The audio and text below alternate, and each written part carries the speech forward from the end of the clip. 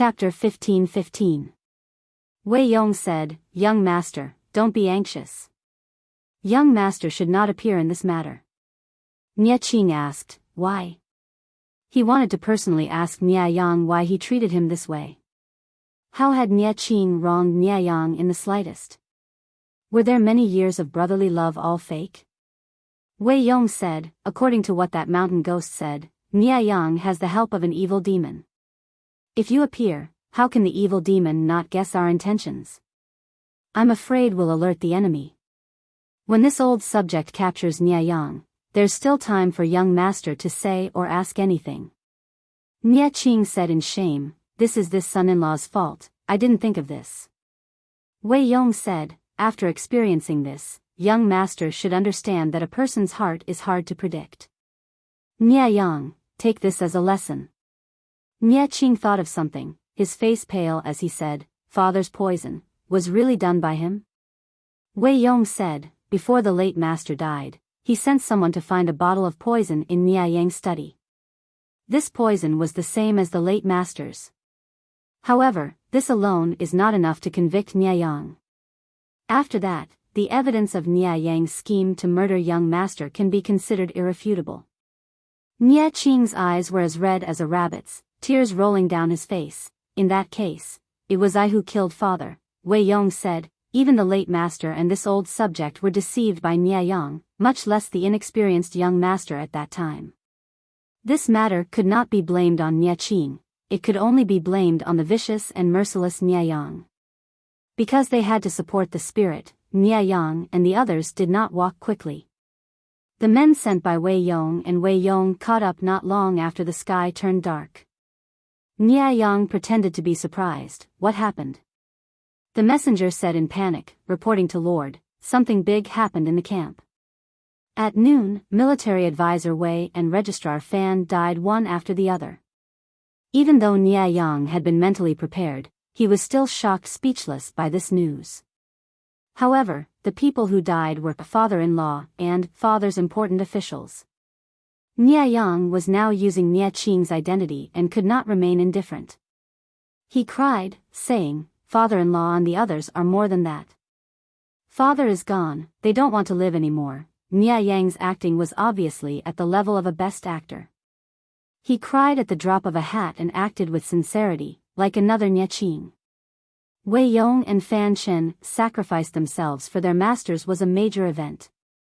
Nie Yang took the initiative to meet the messenger and did not bring many people with him. The messenger was Wei Yong's trusted subordinate. In order not to arouse Nie Yang's and Yao Xie's suspicions, the messenger did not know that Wei Yong and the others were fine. He even thought that the two of them had really committed suicide for their master. Before sacrificing himself for his master, Wei Yong had left a secret suicide note for Nie Qing. Since it was a confidential matter, he naturally had to dismiss his subordinates and hand it over to them alone. Although Nie Yang was shrewd, Wei Dan was also a wily old fox. In the end, Nie Yang was still one step behind. "You did." Nie Yang opened the letter. Just as he was about to read it, Wei Yong's confidant suddenly rushed forward, covered his mouth, and subdued him. At this time, a body double that looked very similar to Nie Qing changed into mourning clothes and a bamboo hat, switching identities with Nie Yang. "Tie him up and gag him." Just as Nie Yang was about to struggle, several people pounced on him and tied him up. They put a bag as tall as a person and carried him away. The body double continued to carry Nie Yang's spirit to Bianzhou. Nie Yang struggled for a while, but realized that it was all in vain, so he simply gave up. System. What's going on? The system was silent for a long time before it spoke. There are two possibilities. Either Nie Qing is dead, and Wei Yong did not sacrifice himself for his master, and instead endured the pain to avenge his son-in-law. Or, Nie Qing and Wei Yong are not dead, and your plan has already been exposed by them, and they are now going to capture you and interrogate you. Nie Yang's mouth was stuffed with a piece of cloth, and his entire body was curled up in the sack. "You're saying Nie Qing and Wei Yong have already seen through our plan?" The system said. Yes, it looks like. I've underestimated these ordinary people. Nia Yang's breathing quickened. The sack was stuffy and hot. He had been placed on the back of a horse, and his internal organs were about to shift. Aren't you very powerful? Is there no way to fix this? The system was also very angry. This was originally a trap to kill Nia Qing, but it did not expect its host to lose his life. Although Nia Yang was somewhat annoying and had secretly tried to resist it, the system was still satisfied with Nia Yang. There's nothing I can do now. So what if Nia Yang could escape this time? He would lose his noble identity and status, and he would have to conceal his identity and hide in the future. The already weak Emperor's energy in Nia Yang's body would dissipate completely. To the system, he was useless. The only use he had was for it to continue to absorb the last bit of Emperor's energy. In fact, as one of the candidates to possess Emperor's energy, Nia Yang's Emperor's energy was no weaker than Jiang Pengji's at the beginning. If not for Nia Yang's rise and the system's interference, Nia Yang would have become the ruler of the Nia family, and the Emperor's energy would have become stronger and stronger along with his status. Who knew that Nia Yang, who should have been content with his lot, would rise and take away Nia Yang's Emperor's energy? The other part of the Emperor's energy was stolen by the dormant system bit by bit. Nia Yang's luck was getting worse and worse, and now he was in a dead end. Nia Yang chuckled. Are you going to give up on me? The system said, it's not that I want to give up on you, it's that you're too disappointing. Nia Yang said sarcastically, then why aren't you leaving? The system said, we've known each other for a while. No matter what, I have to send you on your last journey. In fact, the system was unwilling to leave only because it was greedy. After all, Nia Yang still had some Emperor's energy on him. It couldn't waste it. When Wei Yong and the other two saw the battered and exhausted Nia Yang, they felt very conflicted. Nia Qing squatted down and removed the cloth from his mouth. He asked coldly, why did you do this? Nia Yang didn't struggle, and he couldn't be bothered to quibble on his behalf. He simply told the truth. Because of power. When you poisoned my father, at that time, was he in your way? How could you be so heartless? Nia Qing's chest burned with rage. He grabbed Nia Yang's collar with both hands and lifted him up. His gaze was ferocious. Nia Yang didn't look him in the eye. He turned his head and said, it's only a matter of time.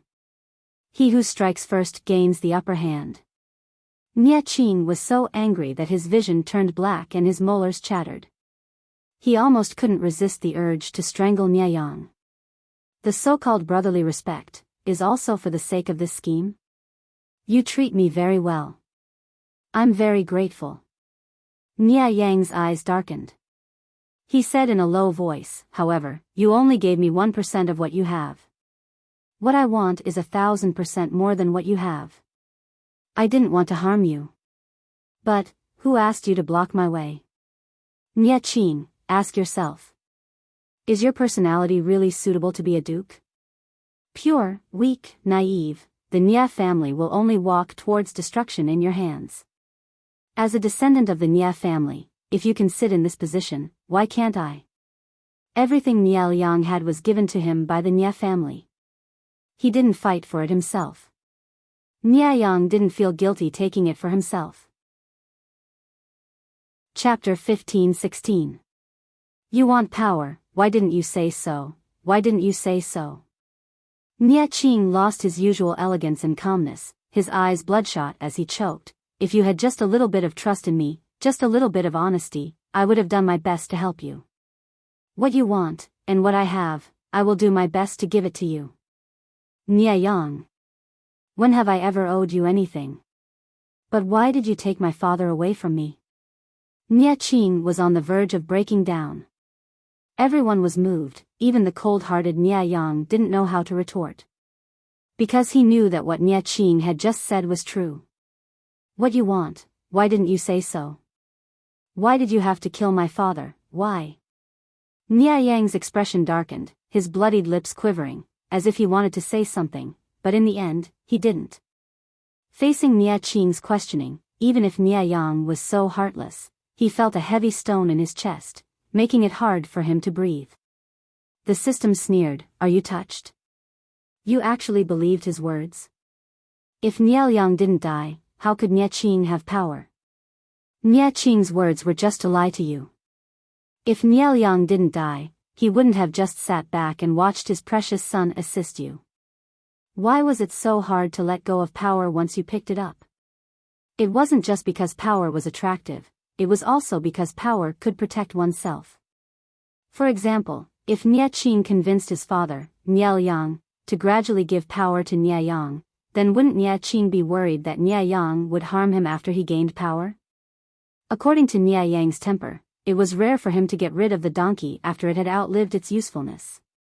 Losing power was equivalent to taking off all the armor, exposing the defenseless soft meat in front of the enemy. Nianyang laughed bitterly, whether it was fake or sincere, at least he could say that.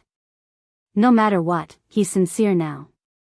Niaching treated him sincerely, but this little bit of kindness couldn't stop Nianyang from pursuing power. "Just kill me, there's nothing else to say." Nianyang said hoarsely, "I poisoned Nianyang, I admit it." Niaching thought Nianyang would quibble for him, he didn't expect him to admit it so directly. He pointed at Nianyang's heart and enunciated each word clearly, "Is power really that attractive in your eyes?" Nianyang said indifferently, "Isn't the purpose of a person's life to live a better life?" Niaching had to admit that Nianyang's words were correct, but he could not accept the methods Nianyang used to pursue power. He relied on viciousness to get to this point, annihilating his conscience as a human. Even if he were to rule over the world, he was just a tyrant that others would turn pale at the mention of. Nianyang. Niaching's breathing was heavy. Her tears had long since stopped, but the redness in her eyes was even more frightening than before. She grabbed Nianyang's collar and pulled him closer to her. Her clear eyes were filled with viciousness as she gritted her teeth and said, "I sever all ties with you, and we will not meet again on the road to the Yellow Springs." Nianyang forced a smile and said, "Of course we won't meet. If I travel faster, I might be able to see Duke Guangshan." When Wei Yong and Fan Shen heard this, their expressions changed drastically. In a rage, Niaching kicked the tied-up Nianyang to the ground. Nianyang rubbed the side of his face on the ground, his cheeks bleeding from the grit. He smiled and bent his waist, his knees curling on the ground as he used the force to sit up. He looked at Niaching out of the corner of his eye and said with some pity, "Does elder brother know that Duke Guangshan passed away yesterday at the Cho hour?" Even though Wei Yong and Fan Shen had ordered Nianyang to shut up, he still finished speaking without fear of death.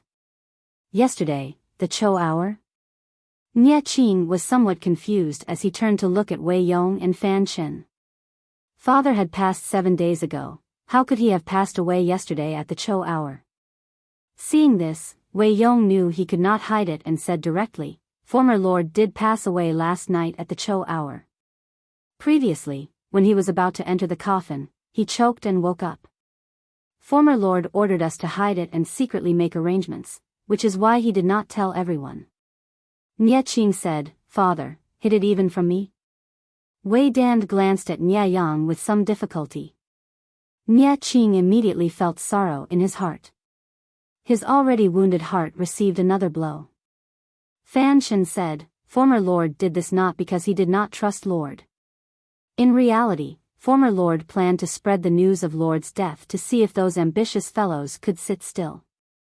Once these people are dealt with, lord's future path will be smooth. Former lord put a lot of thought into this." Niaching could not listen to anything.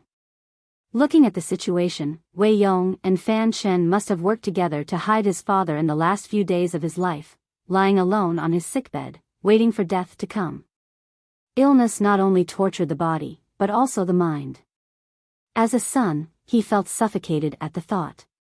Father had no children to serve him before he passed away. Who knew how he felt? After a series of blows, he was no longer in the mood to care about Nianyang. "Father-in-law, Fan Shen. Nianyang will be handed over to you." Niaching threw the sword at his waist to one side, saying weakly, "Follow the plan, do what needs to be done. Take him away from here. I don't want to see him again. I want to be alone. Nia Yang's eyes widened when he heard this.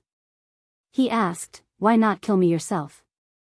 Nia Qing said without turning his head, I don't want to dirty my hands. Wei Yong saw Nia Qing leave and sighed, if this matter can teach young lord to be ruthless, it's not too bad. He had someone put a large sack over Nia Yang's head and secretly sent him out of the camp. Nia Yang lay on the carriage in deep thought. The system asked him in surprise, is Nia Qing crazy? Does he want to let you go? Will you let the person who killed your father go? Nia Yang asked sarcastically. He seemed to have guessed something. He closed his eyes to conserve his energy. Memories of the past quickly appeared in his mind. Happy, sad, angry, all sorts of things that made up his life. I'm wearing Nia Qing's face now. Other than Wei Yong and a few others, no one will know that I'm an imposter. If I cause a ruckus in the camp and accidentally attract the attention of Nia Yang's old officials, Nia Qing won't be able to explain himself. Naturally, he has to be executed secretly. The system was still the system. Even though it was very capable, it was too arrogant. It did not bother to figure out the thoughts of ants. This explanation was reasonable, so it did not continue asking. Nia Yang snorted coldly and his lips curled into a sly smile. It was precisely because the system did not bother to figure out the thoughts of ants that it was destined to fail. What kind of personality did Nia Qing have? He would rather something happen to him than let the Nia family fall into chaos. If he did not have a way to return to his position, Nia Qing would not dare to touch him. Even if he killed his father, he would grit his teeth and endure it for now. After all, Nia Qing was too important to Nia Ying. Nia Qing was ruthless enough to kill him. It was obvious that he had a way to restore his original appearance. Either he found an expert, or Nia Qing knew some secret, such as Nia Yang being possessed by a demon. Killing Nia Yang was easy, but getting rid of this demon was very difficult. When Nia Yang guessed this, the image of Jiang Pengji's posture on the battlefield suddenly appeared in his mind. If he was right, Nia Qing planned to get rid of him and the system together. Chapter 15-17. Since they were bound to each other, why not go to hell together? After a long time, Nia Yang heard the voices of another group of people. You brought them? Yes. Do you want to inspect them? Yes. After the conversation, Nia Yang's sack was untied. Before he could adapt to the sudden sunlight, the person came forward and put something around his neck. He looked down and saw that it was a seal used by Taoists to summon gods. The seal was made of jade and had a unique and exquisite design.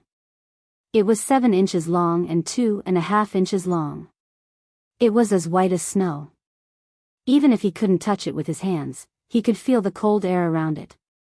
What kind of process was this? Nia Yang frowned and turned to look at the other group of people. His pupils shrank when he saw what they were wearing. Weren't they soldiers under the enemy's command? Is the inspection done? The person pinched Nia Yang's face and smiled. Good quality goods. Tell your master that it's done before sunset. Humph, please don't play tricks. The person smiled. My master won't be able to eat or sleep in peace with such a monster alive. We are on the same page on this. Nia Yang had already guessed it, so he could more or less guess it, but the system was not so calm. Its voice was almost hoarse. Why is it the Sunfire Seal? The Sunfire Seal? Nia Yang was curious when he heard the unfamiliar term. You mean, the thing hanging around my neck? He could hear the fear in the system, which made him feel better. He searched through everything he knew but couldn't find anything related to the Sunfire Seal. If there's a Sunfire Seal, is there a Shuayin Seal? The system sneered and didn't answer. Nia Yang asked it. Is there something you're afraid of in this world? The system sneered. If I was at my peak, I wouldn't be afraid of this thing. It was almost destroyed, but who knew that dog money would repair it? In order to capture me, they are really generous. They are even willing to take out the 10 great ancient artifacts. The Sunfire Seal and the Shui-Yin Seal were a pair of artifacts. They could shock the Yin and Yang realms with terrifying power. Although their master had passed away many years ago, they were more than enough to suppress the system. In the silence, Nye Yang was brought to Jiang Pengji. It really is you. The system had once said on the battlefield that the sword in Jiang Pengji's hand was terrifying. Nye Yang was not surprised to see her today. Jiang Pengji smiled and said, "You don't seem surprised at all. You have a good mentality. It's a pity that you met the wrong person."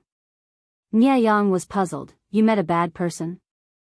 Jiang Pengji said, "The thing in your body calls itself the system, right? Do you know how evil that thing is? What it gives you is far less precious than what it steals from you. If it hadn't interfered, your future would be much better than it is now." If Nye Yang hadn't been instigated to poison in advance, Nye Yang wouldn't have stood on the stage, let alone taken control of the Nye family. Zixiao had said that in his previous life, the leader of the Nye clan was this sinister brat who didn't reveal himself. Nye Yang smiled bitterly. "I never thought that the Duke of Lanting would be such a kind person." He was clearly a prisoner, but the tone of the other party's voice did not sound arrogant or unreachable. Jiang Pengji used her thumb to press against the handle of the knife. The long knife was slightly unsheathed, and the white light on the blade was dim. "Do you have any last words?" Nye Yang asked. "What will happen to it? Do you see my knife? If my knife is compared to a human, that thing is an edible meat to the knife. It will end up the way a human eats meat," Jiang Pengji said. "Other than that, do you have any last words?" Nye Yang saw that she was calm, and his fear of dying lessened a lot. "I do have one thing that I hope the Duke of Lanting can fulfill," Nye Yang said. "I know that I have a clear conscience, but I still owe someone. After I die, I hope the Duke of Lanting can cremate my body. Burning my bones to ashes might be able to slightly appease the hatred in that person's heart. Since he couldn't escape death, he might as well die quickly and make his last words clear." Jiang Pengji said, "I've heard that when a person is about to die, his words are kind. Regardless of whether what you said is true or false, you still have a sense of responsibility." Nye Yang saw her pull out the long knife. His lips paled and cold sweat broke out on his forehead. "And, the Duke of Lanting, you must not let that demon go." As soon as he finished speaking, a white light shone in front of him. Nye Yang felt a chill on his neck. His vision went black and he didn't know what happened. Jiang Pengji saw Nye Yang's head roll on the ground. His skin squirmed and changed into a strange face. Disgust flashed in her eyes. "The system, this thing is really harmful." For the god-slaying knife, blood was far less delicious than the system. Due to the suppression of the seal, it couldn't leave Nye Yang's body. When the god-slaying knife swept past, the system was also forcibly sucked into the knife. The condensed spiritual energy turned into thousands of rays of blue light and was devoured by the god-slaying knife. Jiang Pengji raised the god-slaying knife and looked at it. Part of the totem on the blade had recovered. Judging by its size, it should be about 3/5 of the whole blade. She used her mind to examine the blade and found that the white misty object inside the blade had changed again. It had turned from a mist to a condensed flesh. The tube between the disintegrated spiritual energy of the system and the white ball was also 10 times thicker than before. Every time it was absorbed, the white ball would tremble and let out a faint thud, like a beating heart. As soon as she thought of this, she retracted her mind and said, "I heard that some knives have a spirit. Is it possible that this thing is one too?" Jiang Pengji couldn't suppress her curiosity and asked the old chief. He waited for a long time before replying. "You Abba, the god-slaying knife you mentioned is the key to the Federation surviving this crisis. The thing inside is not a spirit." Jiang Pengji asked, "Old chief, can you be more specific?" "You Abba, I signed a confidentiality agreement." Jiang Pengji said, "You're not in the Federation. The confidentiality agreement is nothing." "You Abba, the Federation was doomed to have such a reserve marshal.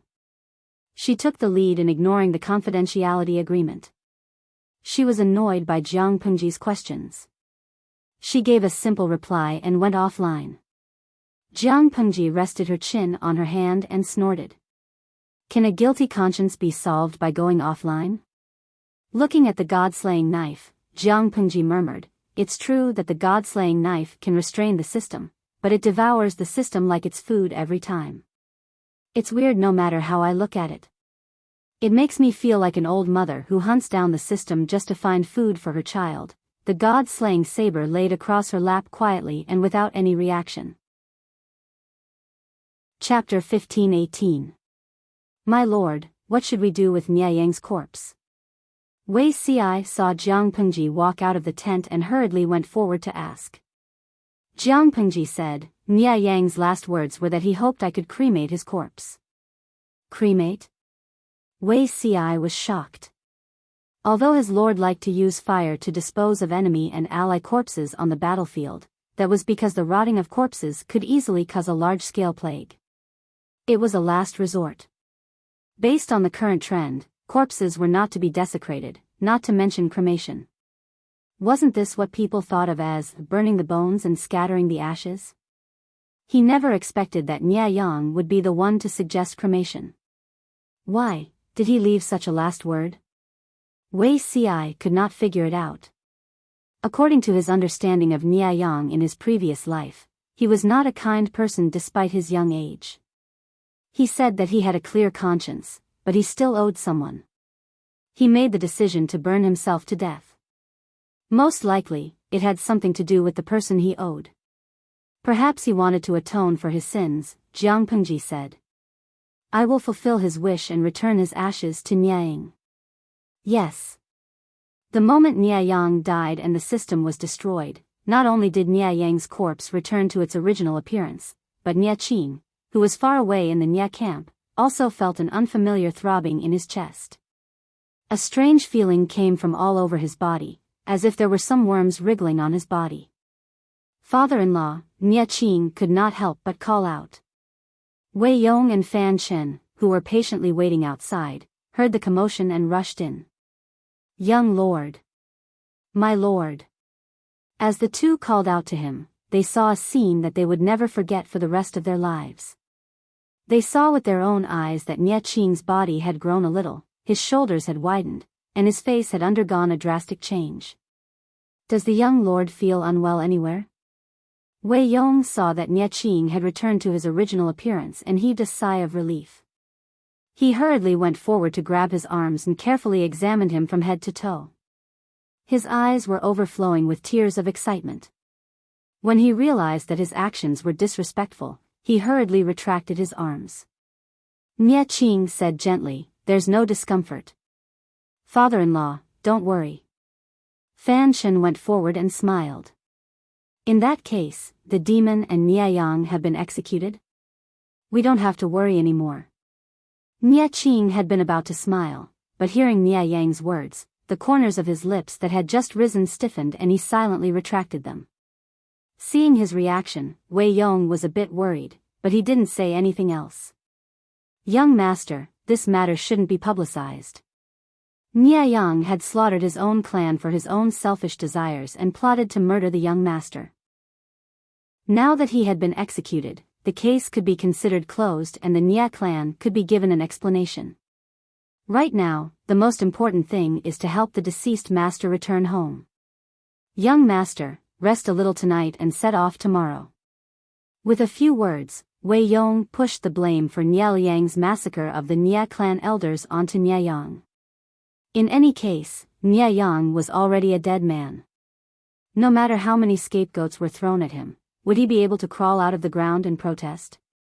Nia Qing was distracted and listened to Wei Yong's arrangements. Not long after sunset, Jiang Pengji sent someone to place Nia Yang's ashes in a ceramic box and send it to the Nia camp. Nia Yang's last words were delivered along the way. Nia Qing didn't speak for a long time after hearing it. He stared at the urn of ashes in a daze, his thoughts unknown. Wei Yong asked him how he planned to deal with the urn of ashes. What Nianyang had done was destined not to be buried in the ancestral grave. If Wei Yong were to decide, he wanted to scatter the ashes cleanly and let Nianyang be a lonely ghost for the rest of his life. Niaqing said, "Father-in-law, I want to bring him back to Bianzhou and find a place to bury him." He was already dead. Niaqing didn't want to pursue the matter any further. Even if he scattered Nianyang's ashes cleanly, what use was there besides venting his anger? Rather than torturing the souls of the dead, it was more like lashing the hearts of the living. Wei Yong said, "Everything shall be as the young master says." Niaqing asked again, "As for Lu Shi, did father have any other instructions before he died?" The two armies were facing off against each other. They had only temporarily stopped fighting because of Nianyang's funeral, but the battle that had to be fought still had to be fought unless one side retreated. Jiang Pengji currently had the upper hand. The Nia clan had suffered significant losses, but it hadn't reached the point where they had to retreat. Wei Yong said, "The late lord did make arrangements before he died, but because of Nianyang's matter, it was temporarily put on hold." Niaqing heaved a sigh of relief and said, "That's good. I'll have to trouble father-in-law with the matters at the front lines." Niaqing could not be delayed in bringing the spirit back to his hometown. Niaqing set off the next day. After secretly sending Niaqing away, Wei Yong's expression darkened. He looked at Zhangjiang Pass with anger in his eyes. Even though Nianyang had poisoned Nianyang, it was Jiang Pengji who had angered Nianyang over and over again and caused his early death. This debt had to be paid. Jiang Pengji looked at the letter of challenge in her hands and laughed involuntarily. She smiled helplessly and said, "I just helped them, and they're going to deal with me." The salted fish expressed their disdain. After all, they were the clearest about what Jiang Pengji had done. To de facto, Wei Yong said that he wanted to deal with the streamer. Nianyang's head is already over. If he didn't say anything, he would be slapping himself in the face. Gatorade, streamer, this is called the villain complaining first. It's obvious that you angered Nianyang to death first. It's not wrong for them to deal with you. Jiang Pengji shook her head. She raised her hand and slammed the letter of challenge on the table. She shouted loudly outside the tent, "Quickly get the military counselors here." Before the soldiers could lift their feet, they saw Qiguan Rang walking toward the commander's tent with a solemn expression. "Wenzheng, you came just in time. I have something to talk to you about." Qiguan Rang said, "My lord, there's no hurry. I have an urgent report from Zhangzhou." Jiang Pengji reached out and took the letter from Qiguan Rang. She said, "Forget it. Nianyang is dead. The Nia family is without a leader. Niaqing is still a young and inexperienced child. He's not a big threat. What's happening in Zhangzhou? Why is Wenzheng so anxious?" It was said to be an urgent report, but it was actually old news from a few days ago. Jiang Pengji opened the letter and read 10 lines at a glance. The more she read, the tighter her brows knitted. Flames rose in her heart. This group of gentry clans in Zhangzhou. Are all of them itching for a beating? Jiang Pengji did not expect that the first problem they encountered would not come from Yang Tao's forces, but from the gentry clans in Zhangzhou. In order to further understand the water situation in Zhangzhou, Yang Si and the others advanced step by eliminating the water bandits. Later, they were obstructed by the navy under Yang Tao's command. Several small-scale water battles broke out between the two parties. They fought inextricably with their strong combat power. Looking at the battle situation, the gentry clans in Zhangzhou could not sit still. When they heard the news of Nianyang's death, the scales began to tilt in Jiang Pengji's favor. Yang Tao had fewer troops and was weak. Jiang Pengji could fight 2 against 1 with ease. The outcome of the battle was not optimistic. Chapter 15-19. As mentioned earlier, the waters in Zhangzhou were developed and pirates ran amok. These pirates, who had been operating for many years, seemed to be of humble origins, but in fact, they were inextricably linked to the officials of various counties. If not for that, it would not have been so difficult for Yang Jian to clear out the pirates back then. Of course, these relationships could not be exposed to the public, so they could only interact in secret. In order to protect their family business from being affected, some aristocratic families also had interests entangled with the pirates. They even had spies planted in these water bandits. Yang Si and the others used fishing to enforce the law, destroying many water bandits and recruiting many young and strong pirates. Among them were spies. Through these spies, the aristocratic families sent friendly messages to Fu Wang and the others, hoping to form a good relationship. Fu Wang and the others thought about it and knew that it was unreliable. They did not know if it was their own behavior or Yang Tao's instructions. Feng Zhen was from Zhangzhou's Anshan County and was a descendant of an aristocratic family. He was quite familiar with the tricks of this circle. He said, "I'm just testing them. Whether or not my lord can conquer Zhangzhou, it will be good for them. If Jiang Pengji conquered Zhangzhou, they would have a natural advantage by choosing sides in advance. Even if it was only a little, it would be good. If Jiang Pengji failed, and they did not show any obvious behavior of choosing sides, Yang Tao could not settle the score with them." Over the next few days, he received several letters from several families. Yang Si could not help but sneer and ridicule. Yang Tao hasn't fallen yet, but they can't sit still. They have no loyalty at all. Feng Zhen shook his head and said, "This is just their instinct to seek benefits and avoid harm." Fu Wang also said, "Such despicable people cannot be trusted." After all, Zhangzhou was Yang Tao's territory. Who knew if there were spies planted by him among these people who seemed to be surrendering? Although they were suspicious, they still had to accept the letter. Otherwise, it would be a loss to completely push them into Yang Tao's arms. It was better to hang around with an ambiguous attitude. When some aristocratic families saw that their goodwill did not receive a positive response, they were a little flustered. At this time, Fu Wang led the troops to attack Dafang, which was south of Zhangzhou. Qi Kuang was in charge of the navy. The troops were divided into two routes and advanced by water. Dafang was a small place. Due to its geographical advantage and convenient water route from south to north, it was relatively prosperous and had a large floating population. As one of Zhangzhou's gateways, Dafang had a certain military weight due to its smooth waterway and the advantage of connecting the north and the south. The county magistrate's surname was Xia, and he was born into a local aristocratic family. Seeing Fu Wang's army approaching menacingly, he immediately broke out in a cold sweat. Feng Zhen thought about it carefully, then smiled and said, "This person likes to sail with the wind and has a timid temperament. General, why don't you give him a scare?" Fu Wang looked at Feng Zhen. "How?" Feng Zhen said, "Secretly send a letter to them, ordering them to open the city gates and surrender in 3 days.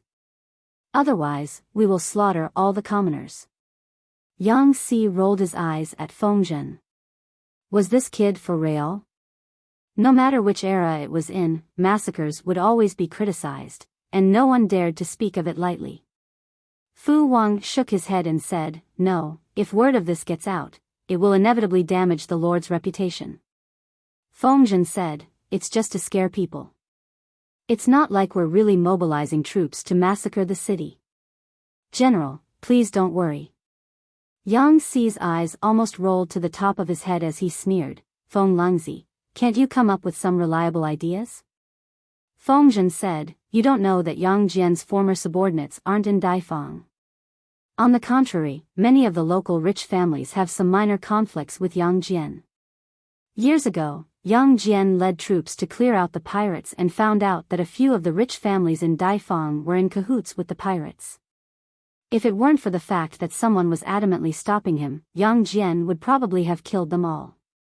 Knowing that defending the city was hopeless, they wouldn't sacrifice their lives to defend Daifang for Yang Tao. If we can take this place without bloodshed, it will more or less serve as a deterrent. This will also be a great boost to the morale of our army." Yang Si said, "There's always a chance." Feng Zhen said, "If they refuse to surrender, then we'll use troops to knock down the city gates of Daifang. After that, we'll frame the massacre on the county magistrate guarding the city. We'll say that he's afraid of the might of our army and worried that the commoners will flee, so he purposely spread rumors to discredit the Lord.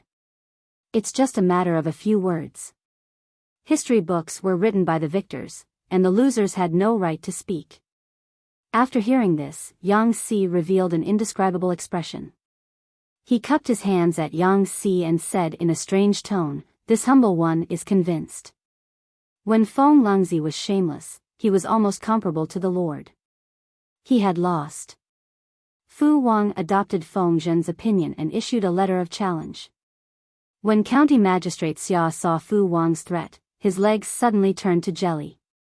According to the letter of challenge, Fu Wang would lead the 80,000 troops to attack Daifang. If they didn't know what was good for them, the 80,000 troops could trample Daifang to the ground with one foot. If he resisted stubbornly, the result would be the lives of his family and the lives of all the commoners in the city. What should we do? There are only 8,000 troops in the city. How can we fight against 80,000? County Magistrate Xia was indeed as Feng Zhen had said. He had a timid personality and didn't have his own opinions at critical moments. People didn't know how good Jiang Pengji's troops were in water battles, but they were good at sieging cities. The advisor asked, "Did the Duke of Jingzhe not send reinforcements?" County Magistrate Xia was so anxious that he was sweating profusely. He couldn't help but complain, "Yang Tao's troops are short on horses and there are gaps everywhere. How can he care about Daifang? The letter has already been sent out. The earliest reinforcements will arrive is 7 or 8 days. How can we withstand the ravages of those animals?" Yang Tao also had his own difficulties, but County Magistrate Xia wouldn't understand. Instead, he was full of complaints. "Do you think Fu Wang and the others will really massacre the city?" Mu Xian said, "It's hard to say. Lu Shi is restrained by the Nye family, and most of his troops are trapped in the north. Fu Wang has led troops to attack Zhangzhou for a long time, but he hasn't achieved anything yet. If we use the massacre to intimidate everyone, Fu Wang will encounter fewer obstacles when he attacks Zhangzhou from the south." The people in Zhangzhou weren't of one mind. The gentry all had their own plans. If they saw that things weren't going well, they would easily jump ship. If they used the massacre to show their strength, they might really be able to scare the counties along the way into surrendering. County Magistrate Xia became even more flustered when he heard this. The advisor continued, "We can roughly tell whether the situation is favorable or not.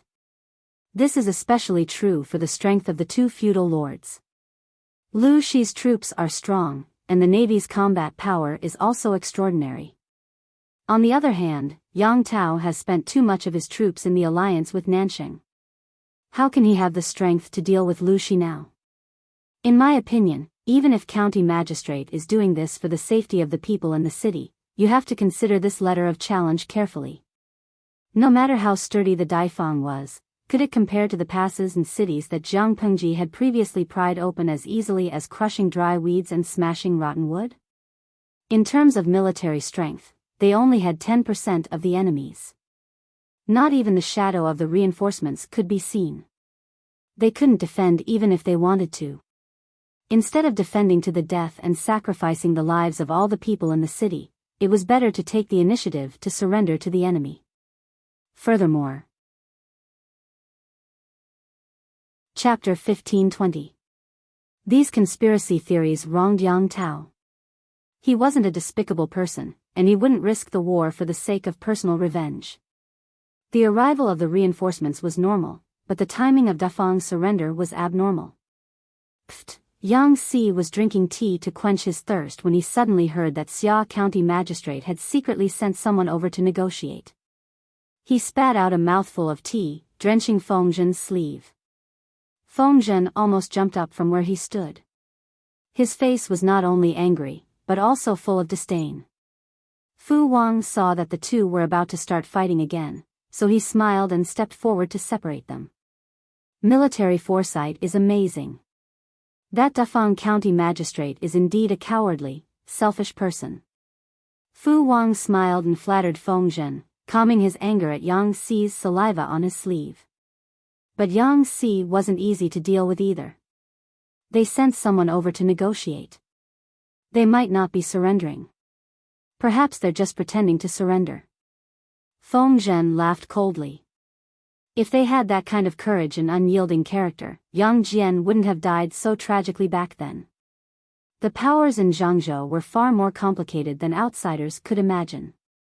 Landowning families stood in great numbers, and powerful people rose up together. Their interests had already reached a delicate balance.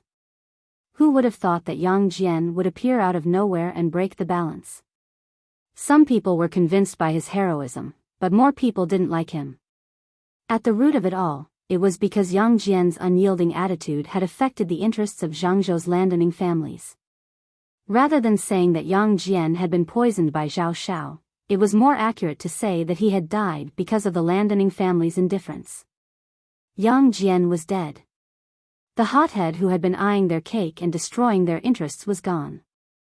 Who knew how they would celebrate in secret? Yang Tao's personality wasn't as unyielding as Yang Jian's, and his methods weren't as forceful. That was why the backlash wasn't as severe. If Yang Tao's personality was the same as his father's, Yang Tao would have been plotted against a long time ago. This group of people was born to pursue benefits. They were willing to follow whoever could bring them a prosperous future and allow their families to continue to prosper. This rule didn't just apply to the landowning families of Zhangzhou. It applied to other people as well. When Yang Tao could bring them benefits, Yang Tao was their lord. When Yang Tao could not even protect himself, this group of people began to plan for themselves. Loyalty? What was that? Those who were truly proud and unyielding were often the ones who died the earliest and most tragic deaths. Those landowning households had lived longer than a 1,000-year-old tortoise. Which one of them wasn't an expert at seeking benefits and avoiding harm? In the face of the threat and pressure of the 80,000 troops, the county magistrate of Dangfang County had long been scared out of his wits. It was expected that he would surrender. Backbone? Hee, how much is that thing worth? Just as Fengzhen had expected, the Dangfang County magistrate had sent people over to surrender, and the messenger had been extremely flattering. Seeing this, Yang Xi could not be bothered to argue anymore. Otherwise, he would be slapped in the face by Fengzhen again. Zhangzhou was Fengzhen's hometown, his home ground. It would be great if the people we meet along the way were all so tactful. Although Fu Wang loved to fight, he also knew that people would die in battle. His old brothers had died one by one, and now, when he found someone to drink with, it was always a new face. It would be the best if they could conquer Zhangzhou without shedding any blood. Unfortunately, this was just a daydream. Yang Xi smiled and said, "General Fu, this isn't a good thing." Fu Wang asked him in surprise, "Why do you say that? Isn't it good for the enemy to surrender?" Yang Xi said, "There are many people who have surrendered. Can you tell which ones are sincere and which ones are pretending to surrender and are waiting for a good opportunity?" If the road was filled with people who had surrendered, Yang Xi would be so scared that he wouldn't be able to sleep. Fu Wang said, "What the military counselor said makes sense." County Magistrate Xia opened the city gates and surrendered without another word. He was very guilty, and so were the landowning households in the city. No one actually went to inform Yang Tao. When Yang Tao's reinforcements arrived nearby, he realized that something was wrong.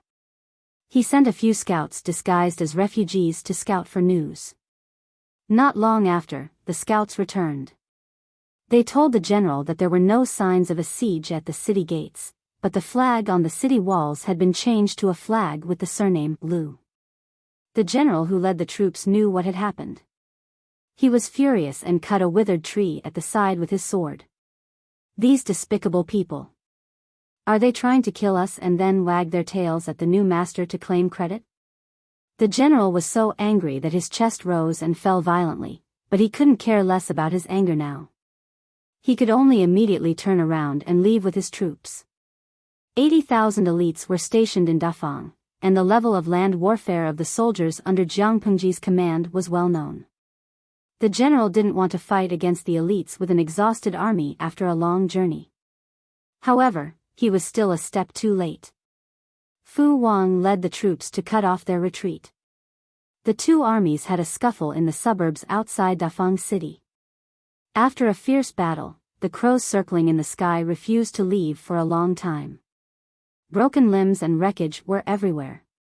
The reinforcements sent by Yang Tao suffered heavy casualties. However, Fu Wang didn't manage to keep all of them. Nearly half of the remaining troops broke through the encirclement. It didn't take long for the news to reach Yang Tao's ears. When he understood the whole story, he was so angry that he smashed the table. I've never seen such a group of spineless cowards. The generals under his command were also furious. They wanted to rush to the county magistrate of Dafang and cut him into pieces. Yang Tao's eyes were bloodshot. He was so angry that his teeth were trembling. At the same time, he felt a deep sense of heartache. When he received the emergency report from Dafang, he immediately sent his elite troops to rush there day and night. Dafang City's walls were high and thick, so it wouldn't be a problem to defend for a day or two. Who would have thought that the county magistrate wouldn't even fart and would surrender without a word? Not only was this bastard afraid of death, but he also let countless good men die because of him. If he had no intention to fight and surrendered so easily, why did he have to call for help? The two armies hadn't even officially started fighting, but he was already siding with the enemy. How awesome! Yan Lin said, "Please calm down, my lord. There's no need to get angry over such despicable people." Yang Tao panted heavily.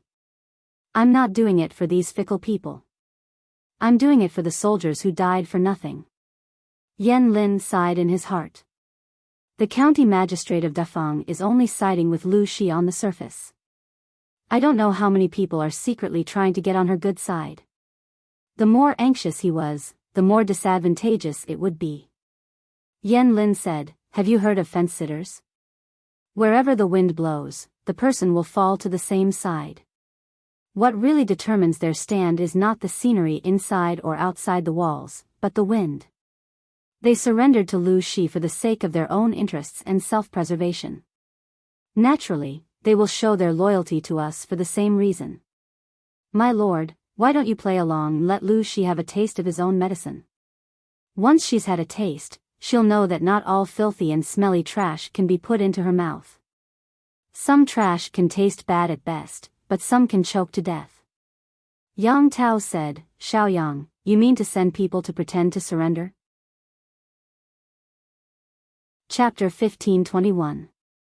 Yang Tao didn't understand. "What do you mean?" Yan Lin's eyes were cold as he said, "Lu Shi's advisor, Feng Zhen, is from Zhangzhou's Anshan County. He was born into an aristocratic family and is very familiar with the powers in Zhangzhou. He probably knows which families are willing to join him and which families are not. Therefore, if they wanted to set up a trap, Yan Lin couldn't choose Yang Tao's people. The trick of injuring oneself to gain sympathy depended on the target. It was useless against a heartless animal like Feng Zhen. He wouldn't trust him even if he killed him. "I have a good candidate." Yang Tao asked, "Who?" "The Zhao family. Zhao Xiao's Zhao family. Years ago, Zhao Xiao caused Yang Jian's death and brought his family to seek refuge with the fake emperor, Prince Changshou. Later, he followed Prince Chongqing to Nansheng and secretly ran back to Dongqing. He even became Su Bei's guest minister. He was known as the best thief and was as sly as a mudfish. Yang Tao was also a man who could distinguish between kindness and hatred. He only wanted to kill the person who killed his father, so he didn't vent his anger on the Zhao family. However, Yang Tao didn't kill anyone, but the Zhao family didn't dare to relax. They were always on tenterhooks, afraid that Yang Tao would find them to settle old scores. If that happened, they wouldn't even be able to escape. The Zhao family was the happiest when Jiang Pengji called. It was no surprise that the Zhao family would defect to the enemy. Xiaoyang means to use them as candidates to fake their surrender. Are you sure this isn't digging their own graves? Yang Tao didn't kill the other members of the Zhao family, but he had been secretly suppressing them in recent years. When he was in a bad mood, he would vent his anger on them. From a fundamental point of view, the Zhao family and Yang Tao were going in opposite directions.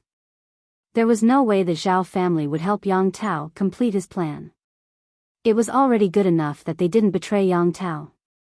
Yan Lin nodded, then shook his head. For now, the Zhao family is the most suitable candidate. Feng Zhen and the others won't suspect them, Yan Lin said.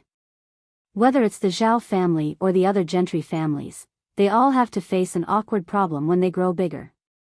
The number of family members increases, and there are many conflicts between the branches. There are even examples of blood brothers turning against each other, not to mention a big family. It's impossible for everyone to be of one mind. Yang Si and the others had thought of feigning surrender, but they had never thought that Yang Tao would place his hopes on the Zhao clan. This sword move was unconventional, it was too unconventional. Yan Lin secretly sent people to detain the target's parents, wife, and children. Since the target was unwilling to do so, he had no choice but to do it.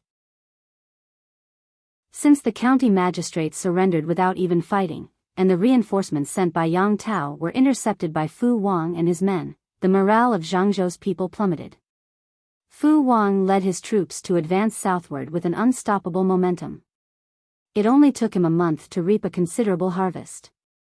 Seeing that the situation was becoming clearer and clearer, the landowning households who had been hesitant immediately switched sides. Their secret letters were also sent more frequently, and the contents were no longer vague and ambiguous. Fu Wang sneered as he finished reading. He treasured the letters one by one. These were all for his lord to read. To put it nicely, these people were very sensible and had bet on the right person. To put it bluntly, he had no backbone and was useless. Yang Tao hadn't lost yet, but they were already singing the bad news and sending flirtatious glances to the enemy. How could his lord rest assured with people with such bad characters? For example, if his lord was unfortunately faced with a situation like Yang Tao's one day, would these despicable people jump out and kick her when she was down? Fu Wang sneered. They're not loyal once, but they'll never be loyal again. They still don't understand our lord's temperament. As the war unfolded, more and more landowning households changed sides. Some even brought their families over to seek refuge. The Zhao clan? Which Zhao clan? There were many landowning households with the same surname, and there were also a few landowning households with the surname Zhao in Zhangzhou. Yang Si glanced at it and smiled mysteriously. So it's this Zhao clan. Zhao Xiao was from the same landowning household. Yang Si even had an inexplicable ill-fated relationship with Zhao Xiao. Back then, Zhao Xiao mocked Yang Si at the Hongmen banquet for being the son of a prostitute. Yang Si immediately retorted, but he was still angry when he returned. When it came to holding a grudge, Yang Si ranked in the top 3. Not long after, his lord brought people to attack the Barbican city. Yang Si secretly concealed Zhao Xiao's whereabouts. He watched as Zhao Xiao was tortured by a few refugees until he was physically and mentally exhausted and couldn't close the door properly. Then, he personally witnessed Zhao Xiao being punished with a wooden basin. Only then did he satisfactorily write off this grudge. Because of Zhao Xiao, Yang Si didn't have a good impression of the Zhao clan. Feng Zhen said, "The Zhao clan has been living in fear all these years. I'm afraid they haven't been doing well." Yang Si laughed. It'd be strange if they were doing well, right? Zhao Xiao is Yang Tao's enemy who killed his father. Now that the Zhao clan is under Yang Tao's control, they have no choice but to tuck their tails between their legs. Now that we're leading troops to attack Zhangzhou, the Zhao clan will probably be overjoyed. Look, they're hurriedly flying over. The Zhao clan was sincerely seeking refuge. Not only did they offer a lot of their family's savings, but they also gave a proof of allegiance. This proof of allegiance was the great universal geographical map of several main river basins in Zhangzhou. It also marked the distribution of Yang Tao's troops. This is really generous, but does the military advisor think it's trustworthy? Fu Wang first saw the information, but then he became suspicious. He was a little stunned that such a big pie had fallen from the sky. Yang Si asked Feng Zhen, is the relationship between the Zhao clan and Yang Tao really like fire and water? Feng Zhen said, Yang Tao often oppresses the Zhao clan. How good do you think their relationship is? If that's the case, this great universal geographical map is real? Feng Zhen frowned. The Zhao clan's allegiance is real, but the great universal geographical map needs to be discussed. General, why don't you send someone to test them again? The results of the test were that there were no problems. Not everyone could have the great universal geographical map. Otherwise, how could it be called a military secret? If they used it as a proof of allegiance, the Zhao clan's future would be promising. Why would they present a fake map and put themselves in a difficult position? Feng Zhen said, Yang Tao doesn't tolerate the Zhao clan. If they offend the Lord again, how can they have a foothold? I'm afraid they'll want to die. After confirming the authenticity of the great universal geographical map, the wariness in everyone's hearts disappeared. They had previously drawn a map of the waters surrounding Zhangzhou after clearing out the bandits, but the mountains and rivers within the borders were still unclear. With the help of this great universal geographical map, the difficulty of taking down Zhangzhou would be greatly reduced. Fu Wang was in a good mood. Maybe we can take down Zhangzhou before the Lord forces the Nia clan to retreat. Little did they know that this was just a trap set up by Yan Lin. Most of the great universal geographical map was real. Only the small details were fake, but it was these details that were enough to affect the direction of the entire battle. Yang Tao asked his friend. Has Xiaoyang been unhappy with the Zhao clan for a long time? Yan Lin asked with his eyes. Yang Tao said, once we lose the battle, Fu Wang and the others will find out that the great universal geographical map is fake. The Zhao clan, who presented the great universal geographical map, will probably have to bear the full responsibility. Regardless of whether the Zhao clan really betrayed them or not, they would still end up with their heads broken. Chapter 1522. Yang Tao smiled. If that's the case, the Zhaos won't be able to explain themselves no matter how many times they open their mouths. Why bother? Even though he had killed his father, Yang Tao hadn't done anything to the Zhaos over the years. At most, he had suppressed them a little so that they wouldn't be able to rise again. The Zhao's status in Zhangzhou wasn't as high as it used to be, but at least they didn't have to worry about their lives. Now, in order to seek a better future, the Zhao family betrayed one side and sided with the other when the Willow family and the Willow family were at war. They used the war as a capital to climb the ladder to heaven and advance. Were they not afraid of climbing too high and falling from the sky, turning into meat paste? If they were unhappy with Yang Tao, they should have waited until he was defeated before throwing themselves at the enemy. To put it bluntly, their impatience was due to greed. How could the icing on the cake compare to providing timely help? Yan Lin looked down and sneered. Everyone has their own fate. If the Zhaos are destroyed, they have only themselves to blame. In troubled times, it was wrong not to pick a side, but it was also wrong to pick the wrong side. The Zhaos could only blame themselves for being short-sighted and unlucky. Whether it was Jiang Pengji or the other nobles, they all hated fickle and treacherous people from the bottom of their hearts. Yan Lin had used Jiang Pengji's hands to kill the Zhaos.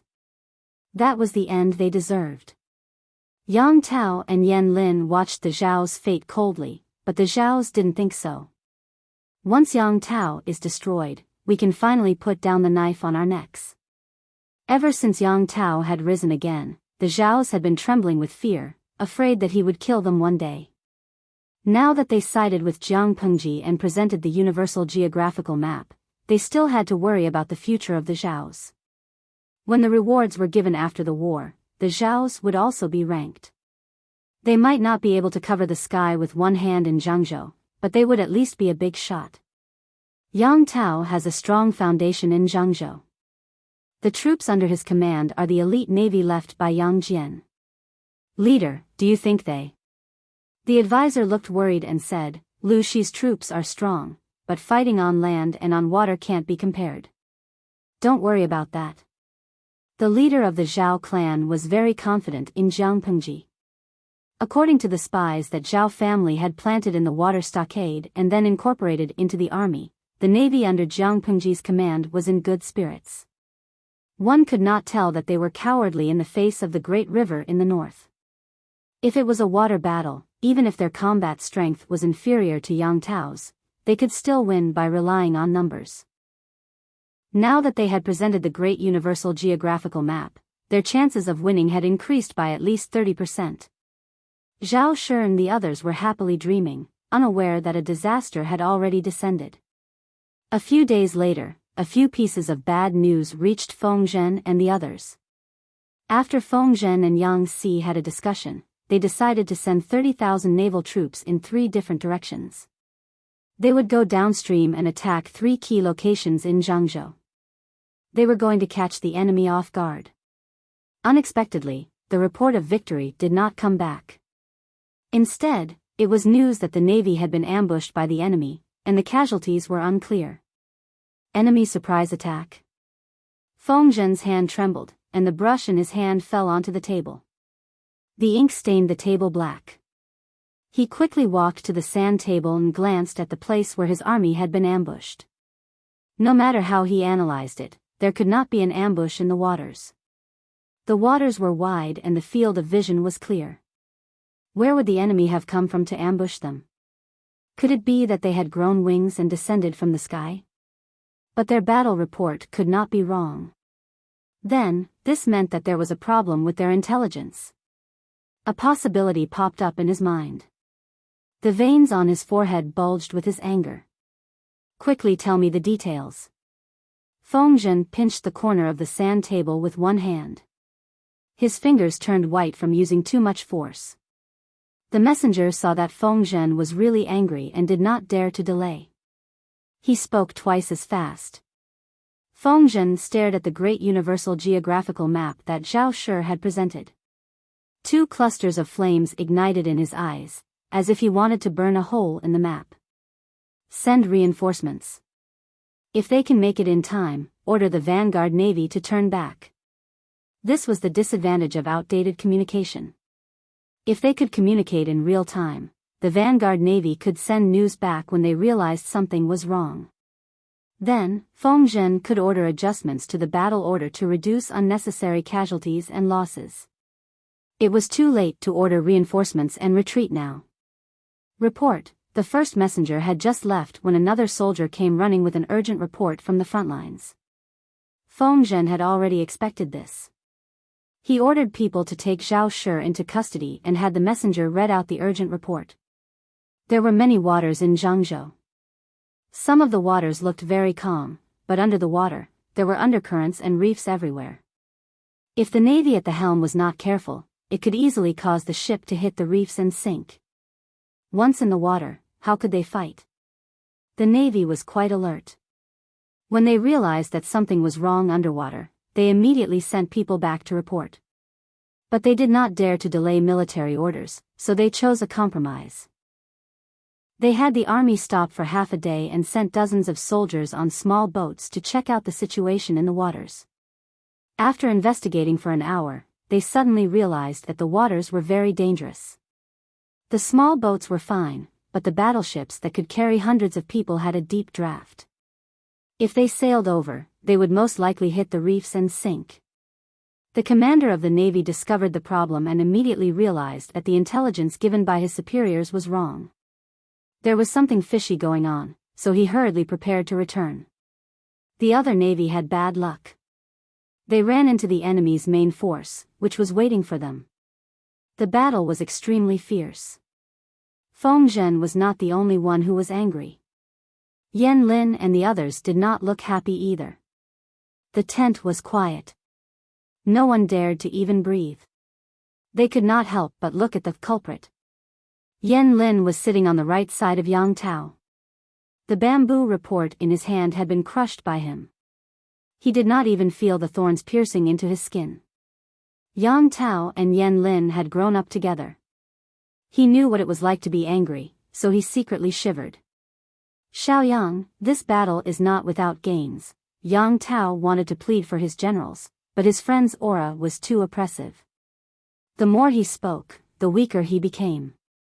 He only dared to speak in a low voice. According to Yan Lin's plan, they would definitely take down Jiang Pengji's 30,000 navy and make them all ghosts on the river. When it came to actual action, the result was far less than expected. Not only was the enemy's operation beyond their expectations, but the ability of their own generals was also disappointing. As mentioned earlier, Fengzhen planned to take advantage of the upper class. He sent the elites of the three armies downstream to attack the target as fast as possible. There were 3 groups of elites, but only 2 of them actually fought. The third group of enemies realized that something was wrong and planned to retreat. What made Yan Lin's heart ache was that the ambushing troops did not move at all. They did not try to stop the enemy. They just watched as the enemy retreated. Were they pigs? Who was the leader of the ambushing troops? Yan Lin glanced at the name. Not only was his heart aching, but his head was also hurting. Chapter 1523. He was supposed to spend the rest of his life at home, but because of his disappointing children, he had to put on his armor again for the sake of his descendants. He begged Yang Tao to give him a chance to fight. Yang Tao was a sentimental man. The old man was not only Yang Jian's martial arts master when he was young, but he had also protected Yang Jian from many fatal wounds. He had been at his beck and call for more than 20 years. Yang Tao couldn't refuse, so he agreed. It was a pity that the old man was too old. He often acted like an old man and used his old friendship with Yang Jian to pressure people. Yang Tao had a good temper, so he didn't take it to heart. The old man loved to drink when he was young, but he knew his limits and didn't dare to break military discipline. Yang Tao knew this. He didn't think it was a big deal that the old man liked to drink, as long as he could control his liquor at critical moments. But now, things were different. Perhaps it was because he had been living at home for a few years that his temper had become arrogant. He was stupid and willful. It was such an important setup, but not only did he not raise his guard, he even got drunk in front of the formation. After the enemy took the initiative to retreat, the group of soldiers looked at each other in confusion. They did not know what to do and did not dare to act on their own without the general's order. The vice commander could only call for the old man. In the end, he got angry and splashed a bucket of water on the old man to wake him up. It was too late. They chased after the enemy, but the enemy's warships were already far away. They couldn't catch up. Therefore, other than a few warships that sank at the beginning, they didn't suffer any other losses. The other 2 groups of navy were ambushed along the way and were caught unprepared. They encountered battles along the way and the enemy outnumbered them by a factor of 2. The 2 groups of navy lost more than 10,000 warships and hundreds of warships. It wasn't a bad result, but everyone could see that according to Yan Lin's calculations, the enemy's losses were even greater. If they had performed well, they could have wiped out 20,000 of the enemy's navy. But they let 10,000 of them escape. What a joke! Opportunities on the battlefield were fleeting. If they missed this opportunity, they didn't know when they would get another. Yan Lin wasn't the kind of person to lose his temper, nor would he blame an innocent general. He calmed down and asked about the situation at the front. After a while, he noticed a fatal problem. Whether it was the ambushed group or the ones that were engaged in head-on battles, the enemy had to rely on brute force to break through. Those who dared to fight in the water so recklessly could only rely on one thing: warships. The result of the investigation was as Yan Lin had expected. The enemy's warship was indeed unique. When the 2 ships collided, the enemy's ship didn't shake much, but Yan Lin's ship reacted violently. If there were a few more collisions, the enemy's warship would still be able to hold on, but their own warship would already be damaged and flooded. Everyone listened to this analysis, and the previous information surfaced in their minds. Mountain Ghost grants shipbuilding divine art. They looked at each other in dismay, silently communicating with their eyes. Aren't they all fake? Someone finally broke the silence. How can there be mountain ghosts in this world? They were in awe of ghosts and gods, but that didn't mean they believed in their existence. There are no mountain ghosts, but the warships they built do have an advantage in water battles. Because of the sturdiness of the warship, it was able to break through their blockade and ambush by brute force. It could only watch helplessly as half of the fatty meat flew away. This battle could not be said to be a great victory. In order to kill more than 10,000 enemies, they had also paid the price of warships and casualties. Even though it wasn't as tragic as Jiang Pengji's, Yang Tao didn't have much money at the moment. He didn't have many supplies, so he would feel the pain if he lost more. Someone couldn't help but mutter, "Look at their warships." I wonder when Lu Shi started plotting against Zhangzhou, Yan Lin sneered. When she was just a county magistrate. Who would have thought that Qi Kuang, whom Jiang Pengji borrowed during the alliance meeting at Huangshui, would help her train such a tough navy? He shouldn't have let her borrow him back then. Thinking of this, Yan Lin resisted the urge to get even with his friends. Jiang Pengji wanted to borrow Qi Kuang, but Yang Tao had foolishly agreed. Who would have thought that they would raise a tiger in their bosom? After everyone left, Qian Su secretly gave a letter of information to Yang Tao. Yan Lin was beside him. What's this? Qian Su said, the news came back 2 days ago. Lu Shi has put a lot of pressure on the Nye family. Yang Tao opened it curiously and frowned. After reading it, he passed it to his friend, Yan Lin. Bullsh *T. Yan Lin said, how dare they send back such absurd news? The letter said that hundreds of arrows were stopped in mid-air by the golden light and couldn't hurt Jiang Pengji. Yang Tao said, fortunately, this news didn't spread. Otherwise, it would prove that Mountain Ghost helped Lu Shi. Qian Su said, it was also because of this concern that I secretly hid this letter of intelligence. If Lu Shi is truly blessed by the heavens, this battle will be hard to win.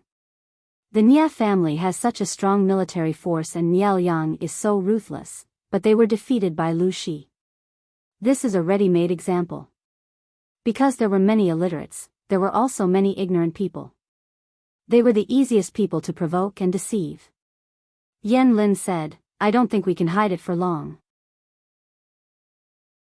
Fortunately, our army has just won a small battle. It should be able to eliminate the influence of the rumors. If he was blessed by the heavens, how could he lose to a mortal? Qian Su also laughed. This battle came in time. Otherwise, our army would be very passive. Yan Lin couldn't laugh. He was in charge of the entire army and knew the current situation of his army.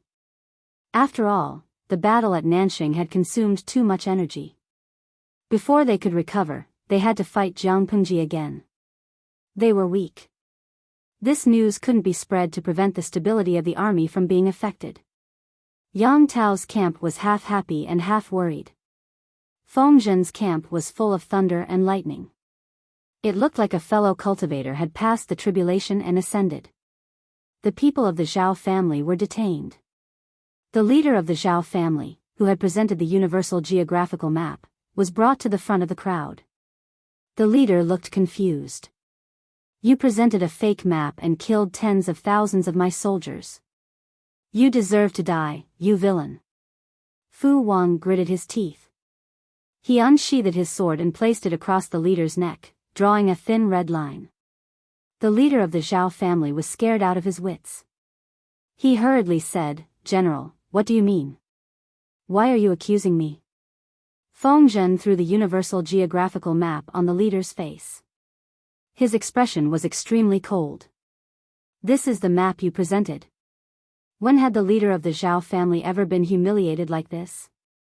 However, with the enemy's sword on his neck, he could only swallow his anger for the sake of his life. He opened the universal geographical map with trembling hands and looked at it carefully. This is indeed the universal geographical map I presented. The map is fake, Yang Si sneered. Yang Si sneered and said, "Tsk, you colluded with Yang Tao to use fake pictures to harm people. What a loyal dog." The Zhao family and Yang Tao hated each other so much. How could they let bygones be bygones? Chapter 1524. Fake? How could the Universal Geographical Map be fake? Someone must be trying to frame us. The Zhao clan leader's heart skipped a beat. All the blood drained from his face, leaving behind a frighteningly pale face. His eyes were as big as goldfish. He wasn't stupid. He knew what would happen to the Zhao clan if the Universal Geographical Map was fake. Extermination would be considered a light punishment. Feng Zhen only smiled coldly. Fu Wang's eyes were full of murderous intent, and the Zhao clan leader didn't dare look him in the eye. He was so flustered that he didn't know where to put his hands. He could only seize the opportunity to defend himself. Yang Tao has suppressed the Zhao clan many times. Because of his power, we could only swallow our anger and give in again and again. We've been looking forward to it for a long time, and finally, the Duke of Lanting has graced us with his presence. The entire Zhao clan is overjoyed. We've finally escaped from the tiger's mouth. Why would we help Yang Tao? Yang Si asked him. The Universal Geographical Map was presented by you, wasn't it? The Zhao clan leader nodded with some hesitation. Yes. This fake Universal Geographical Map caused our deployment to go wrong. We fell into the enemy's trap and lost tens of thousands of elite soldiers, wasn't it? The Universal Geographical Map must have been replaced. The map presented by the Zhao clan is definitely not a problem. The Zhao clan leader felt even more hopeless after hearing this. He stammered, "The Zhao clan is truly loyal to Duke Lanting. I hope that the general and the military counselor will investigate carefully and prove our innocence." Yang Si smiled coldly. The fake map was presented by the Zhao clan. Of course, you have to bear the responsibility. Even if the Universal Geographical Map was really replaced, you have failed in your duties. The lives of your entire clan won't be enough. When the Zhao clan leader heard this, he immediately understood Yang Si's plan.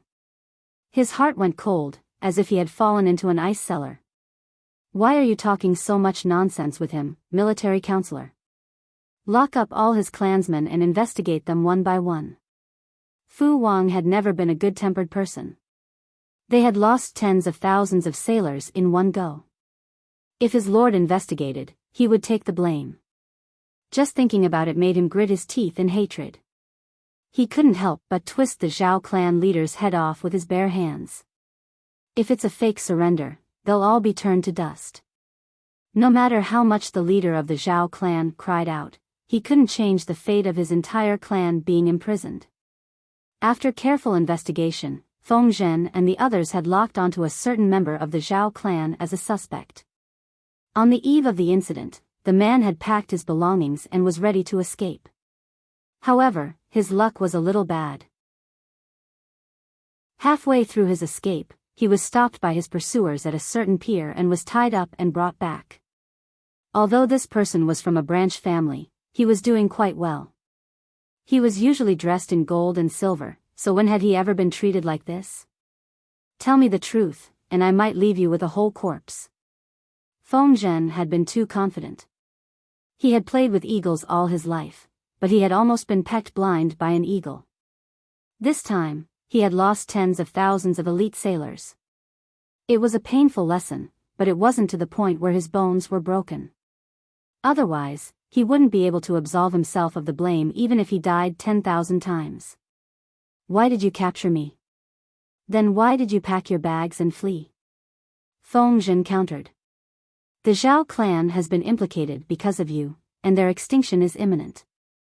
As a member of the Zhao clan, you will naturally share blessings and misfortunes, and follow them to the Yellow Springs. Tell me, why did I capture you? The man's hands were tied behind his back with hemp rope. He knelt on the ground, his head drooping to his chest, not daring to raise his head. What, you have nothing to say? Feng Zhen laughed coldly and confidently. Did you swap this fake Great Universal Geographical Map? The man's body trembled faintly, and his Adam's apple squirmed as he swallowed. Feng Zhen continued, your parents, wife, and child. You said they were ambushed and killed by the pirates, but in reality, they were detained by Yang Tao, weren't they? Since you already know, why bother asking? The man saw that Feng Zhen had even guessed this, so he simply threw caution to the wind and admitted to all his crimes. This was all my doing. I will take responsibility for my actions alone, and it has nothing to do with the clan. Feng Zhen laughed. He didn't know whether to call the man stupid or smart. You say this to absolve the clan, but do you think it's possible? The man countered. What, is the Duke of Lanting someone who can't tell right from wrong, and would actually implicate the entire clan for one person's crimes? He insisted that he was the one who did it. If Jiang Pengji held the entire clan responsible, wouldn't that be killing the innocent? However, Feng Zhen wasn't a simple person. How could he let the man beat around the bush with just a few words? If I can kill the entire clan to prevent this from happening again, why not? Feng Zhen laughed coldly. The Zhao family clearly had the intention of rebelling, but they pushed all the blame onto you. Did they really think that they could escape the fate of extinction by doing so? In their dreams. After hearing this, the man's expression revealed his disbelief. Your wife, child, and parents are in Yang Tao's hands, right? Feng Zhen raised his hand and pinched the man's chin, forcing him to look up at him. His seemingly thin hand was extremely strong, and he easily left several purple fingerprints on the man's face. Remember to walk slowly on the road to the underworld, and wait for them. What do you mean? What do I mean? The day we conquer Zhangzhou and capture Yang Tao is the day your family goes to the underworld to find you. Feng Zhen suppressed the urge to strangle the man and laughed coldly. If we don't make the entire Zhao family pay with their lives, how will the tens of thousands of souls who drowned in the river rest in peace?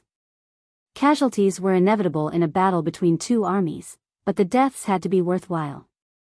Feng Zhen wouldn't blame Yan Lin, who came up with this evil plan, because this was a normal battle between two armies. Conspiracies and overt plots were normal. You could plot against others, and others could plot against you. It was just a matter of who was more skilled. However, he couldn't tolerate the villains involved. The Zhao family brought their entire clan to seek refuge, but they presented the fake map. They deserved to die.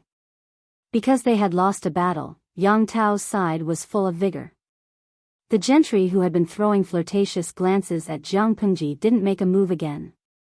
The secret report Jiang Pengji received was about the Zhao family. These gentry in Zhangzhou. Are they all itching for a beating?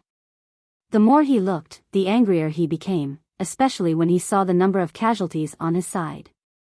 His heart burned with anger. Do they really think the feudal lords are like radishes and cabbages in the market that they can pick and choose? Yang Tao was weak, so the gentry in Zhangzhou kept throwing flirtatious glances at Jiang Pengji. Their attitudes were ambiguous. Yang Tao had won a great victory, so the gentry's stance changed again. The gentry who had pledged their allegiance to Jiang Pengji were also restless. When had she ever been so picky? Did they really think Jiang Pengji was easy to talk to? Regarding the Zhao family, Jiang Pengji had the same thoughts as Feng Zhen and the others. If she allowed this incident to set a precedent, the gentry who pledged their allegiance to her in the future would pull out some petty tricks and drag one of their clansmen out to take the blame. Her prestige and reputation as a feudal lord would be swept away. How could she defend herself? Qiguan Rang said, "This is what Yang Tao wanted." Indeed, Yang Tao had taken Jiang Pengji's sword and killed the entire Zhao family. He had avenged his father's last bit, and his reputation hadn't been damaged. Chapter 1525. Jiang Pengji knew that Yang Tao would clap his hands and celebrate if she killed Zhao Shi, but she still wanted to kill her. She wanted to use this move to make the aristocrats of Zhangzhou think about it carefully. She also wanted them to understand that the fight for the feudal lords of the world was not something they could pick and choose at will. They could jump ship, but they had to know their place. If they dared to be disloyal, then they couldn't blame the god-slaying sword in her hand. I hate betrayal the most. She was actually very easy to talk to as long as they didn't cross her line. Once he stepped on it, there would be nothing left to say. Apart from that, there was also the punishment for Feng Zhen's mistake. She planned to settle the score after the war. Yan Lin is not to be underestimated, but Feng Zishe really underestimated him. Qi Guanrang and Wei Ci walked out and talked about what had happened in a low voice. Everyone could tell that Jiang Pengji wanted to give Feng Zhen a chance. She didn't want to punish him severely. Of course, she couldn't punish him severely because Feng Zhen wasn't the only one to blame. I agree with the first part, but I disagree with the second part. Wei Ci smiled.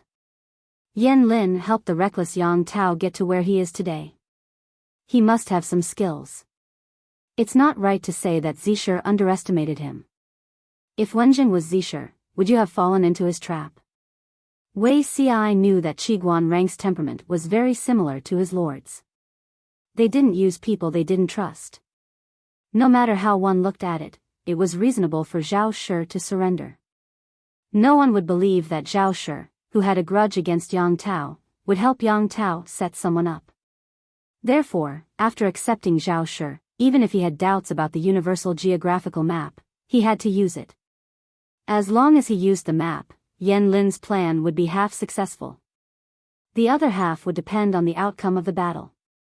Based on the fake map, Yan Lin had predicted the enemy's layout in advance. He had chosen the right 3 ambushes. It showed how difficult Yan Lin was to deal with. Even with Wei Ci's experience from his previous life, he wouldn't be able to win against Yan Lin. Qi Guanrang frowned and said gloomily, "It's hard to say.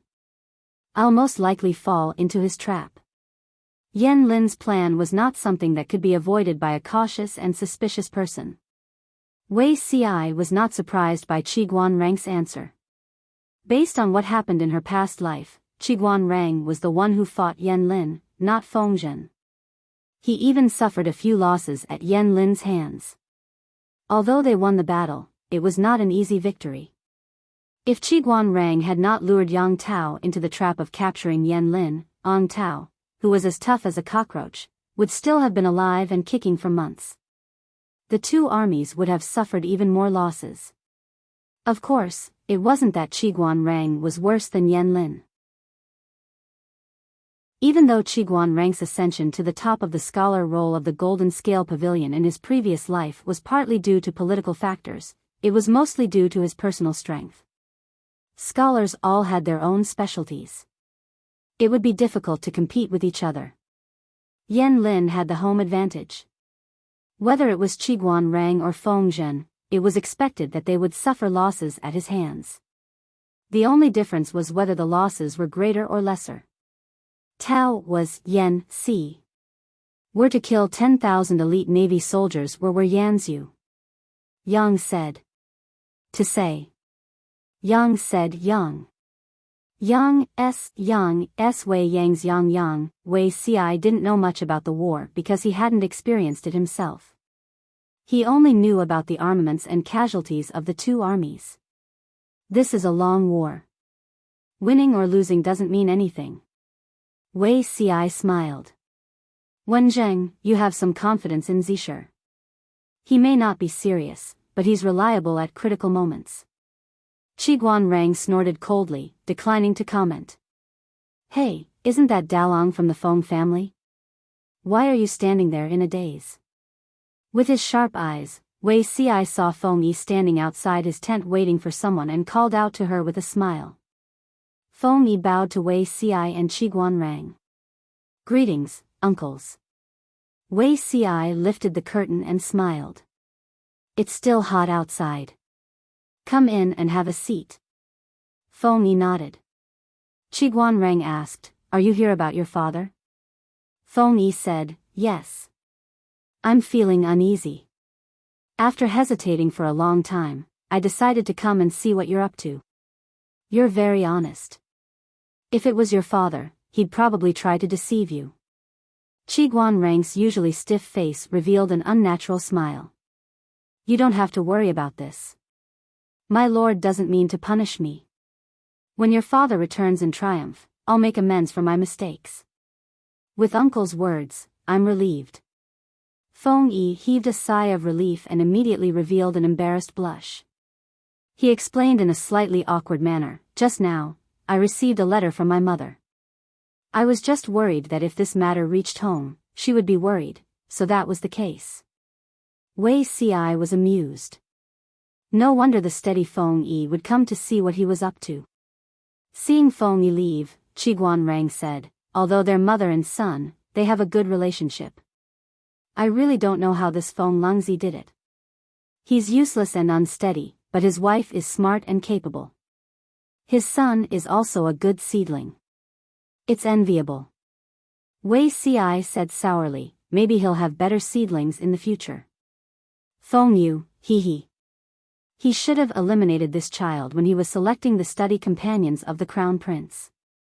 Why was the pig in Feng Zhen's house eyeing the good cabbages in other people's courtyards? Qi Guanrang asked faintly, can Feng Lingzi still make it? Feng Zhen drank alcohol and took hanshi powder. Although he quit under the Lord's tyranny, could his seed still survive? Wei Ci revealed an indescribable expression. What was the point of asking him if Feng Zhen could make it? However, he really did know. This was a pain in the ass. Wei Ci didn't struggle for too long. Soon, he was called away by the messenger who ran over. My lord is busy. Qi Guanrang revealed a complicated expression after hearing this. He stretched out his hand towards Wei Ci, indicating that he should go. He didn't need to be called. The messenger said again, my lord has summoned both military counselors. Qi Guanrang responded with an oh. There was no awkwardness on his expressionless face. He smoothed out the folds of his sleeves. The two of them went to the commander's tent together. What's going on now? Qi Guanrang was curious. Wei Ci didn't know either. He only said, you'll know when you get there. Just like the two of them, everyone returned to their respective tents. They hadn't even sat down when they were called over by their lord. They came a few times a day. Their legs were so thin that they could walk. The Nya army seems to have the intention of withdrawing. Everyone had just arrived when Jiang Pengji said such a sentence. Everyone was collectively dumbfounded. Withdrawing? The Nya army? It couldn't be. They refused to withdraw even when Niao Yang knelt down. Why would they withdraw now? Wei Ci frowned and said, could it be that there's a problem at the rear? Wei Ci had also heard of the trivial matters of the Nya family.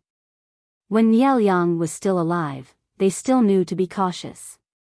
Now that Niao Yang was dying of illness and Nya Qing was in a hurry to take over, how would Niao Yang's uncles be willing to see a grandson defecate on their heads? Chapter 1526. Everyone looked at each other and fell into deep thought. Qi Guanrang asked, apart from that, did the Nya army make any other moves? Jiang Pengji said, I just received intelligence from the scouts at the front line that the Nya army is indeed slowly withdrawing. The defense is extremely tight. If the scouts weren't capable and the horses weren't fast, I'm afraid they wouldn't have made it back. We sent out 5 teams of scouts today, but only 4 returned. As a mobile unit to investigate the enemy's situation and counter reconnaissance, the importance of the scouts was undeniable. The scouts under Jiang Pengji's tent were special forces who had undergone special training. Many reconnaissance and counter-reconnaissance techniques were taught by Jiang Pengji in a booklet. Scouting the terrain, drinking water, and even drawing topographical maps were not a problem. Their mastery of combat belonged to the group of people at the peak of the military camp. To facilitate the scouts' work, Jiang Pengji equipped them with horses of the northern borderline. The harness was also specially made. Not only were they fast, but they also had strong endurance and explosive power. They had an advantage in mobility.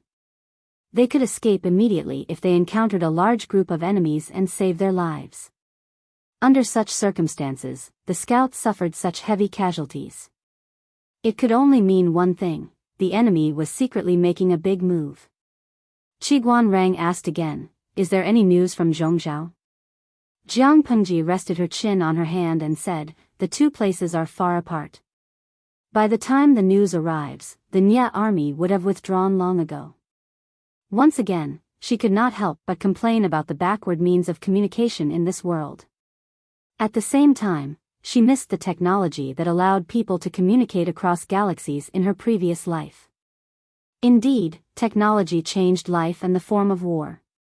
If she was given a mecha now, she could ascend to the throne in a short while. Under the circumstances of insufficient information, they could only use limited clues to determine the true situation of the enemy. Sun Wen frowned and said, "Nye Liang was quite capable. He could suppress a few uncles in the Nye family when he was alive. However, his death was too sudden.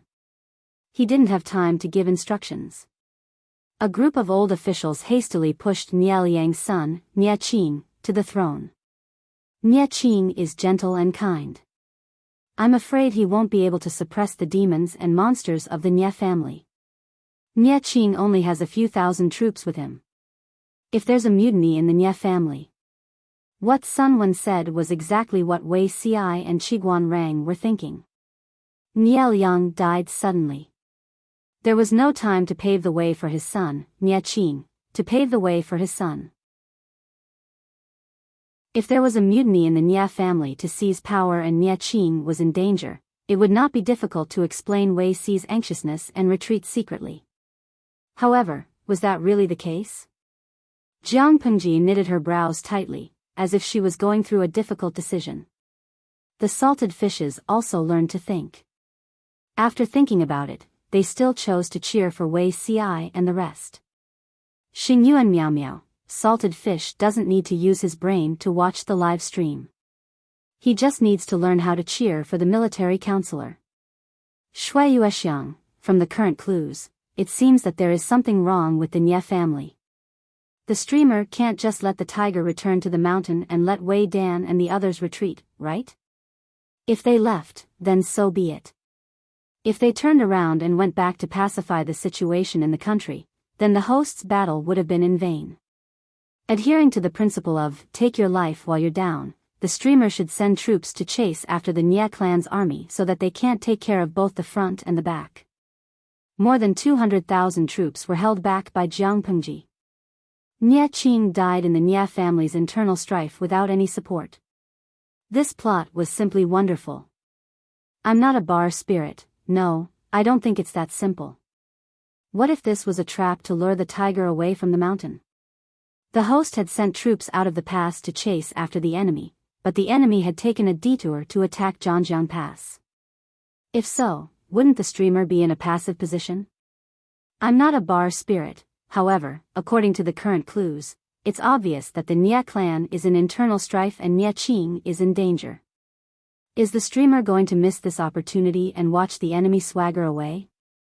Letting the tiger return to the mountain will cause endless trouble in the future. Nye Liang led more than 200,000 troops to fight the war. Jiang Pengji led troops to guard the pass. How much manpower, material, and financial resources did she expend? If the enemy left just like that, they would come back every few days for a stroll. Wouldn't the streamer's finances collapse? Jiang Pengji closed her eyes and didn't look at the bullet screen. She was deep in thought. After a while, she heard hurried footsteps coming from outside the tent. Report, the enemy has sent a letter of challenge. They've asked us to fight in 3 days. The messenger handed the letter of challenge that Wei Dan had personally written to Wei Ci, who then passed it to Jiang Pengji. She opened the tactical manual and took a look. Her right eyebrow was raised and there seemed to be a flash of light in her eyes. Regardless of whether it was the emperor in the previous life or the lord in this life, this expression meant one thing: she was angry. You're really petty. You wrote a letter of challenge and you don't forget to curse. Are you trying to bully me because I'm illiterate? Jiang Pengji muttered and resisted the urge to crumple the letter of challenge into a ball. Did I kill Wei Zixuan's wife or dig up his family's ancestral grave? At most, she angered Wei Dan's lord to death and abducted his younger brother. It wasn't a big grudge. Was there a need to curse so fiercely? Wei Ci knew what was written in the letter of challenge. His elder brother usually looked gentle, elegant, dignified, and polite, but he was quite vicious in his cursing. He remembered that in the previous life, he had written an elegy in front of Niel Yang's morning hall. The first half of the elegy praised Niel Yang to the heavens. In the second half, he mocked and insulted the villain who poisoned him. He cursed the person who poisoned him from head to toe, from his parents to his deceased ancestors. Wei Ci didn't know who poisoned him, but he later heard that Niel Yang's two uncles had fainted in front of the morning hall. Qiguan Rang took a look at the contents of the letter of challenge. There weren't many real words of challenge. The rest were sarcastic greetings. Of course, the words of a scholar wouldn't be so vulgar, not to mention that this was a letter of challenge. But it was infuriating enough. Qiguan Rang said calmly, "He's just someone who likes to flaunt his eloquence." "My lord, you don't have to be angry with him." Jiang Pengji said, "How am I such a petty person?" No matter how harsh a scholar's cursing was, it was just that. When Jiang Pengji had just started streaming, the insults from the haters in the streaming room were spectacular. She could even ignore the vulgar insults that carried the organs of her parents and ancestors, not to mention those of Wei Dan's level. In comparison, she was more concerned about Wei Dan's purpose of challenging her. The scout had just sent the news back and Wei Dan had written a letter of challenge. No one would believe that he didn't have any ulterior motives. Everyone was obviously thinking the same thing as Jiang Pengji. Was Wei Dan's letter of challenge an invitation or was he trying to cover it up? Jiang Pengji tapped her fingers on the brand new bronze table. She frowned slightly. The previous table had been destroyed and melted down by her merciless abuse. Qin Gong said, "This lowly general is willing to fight." Zhangjiang Pass wasn't the Nye family's backyard. She could come and go as she pleased.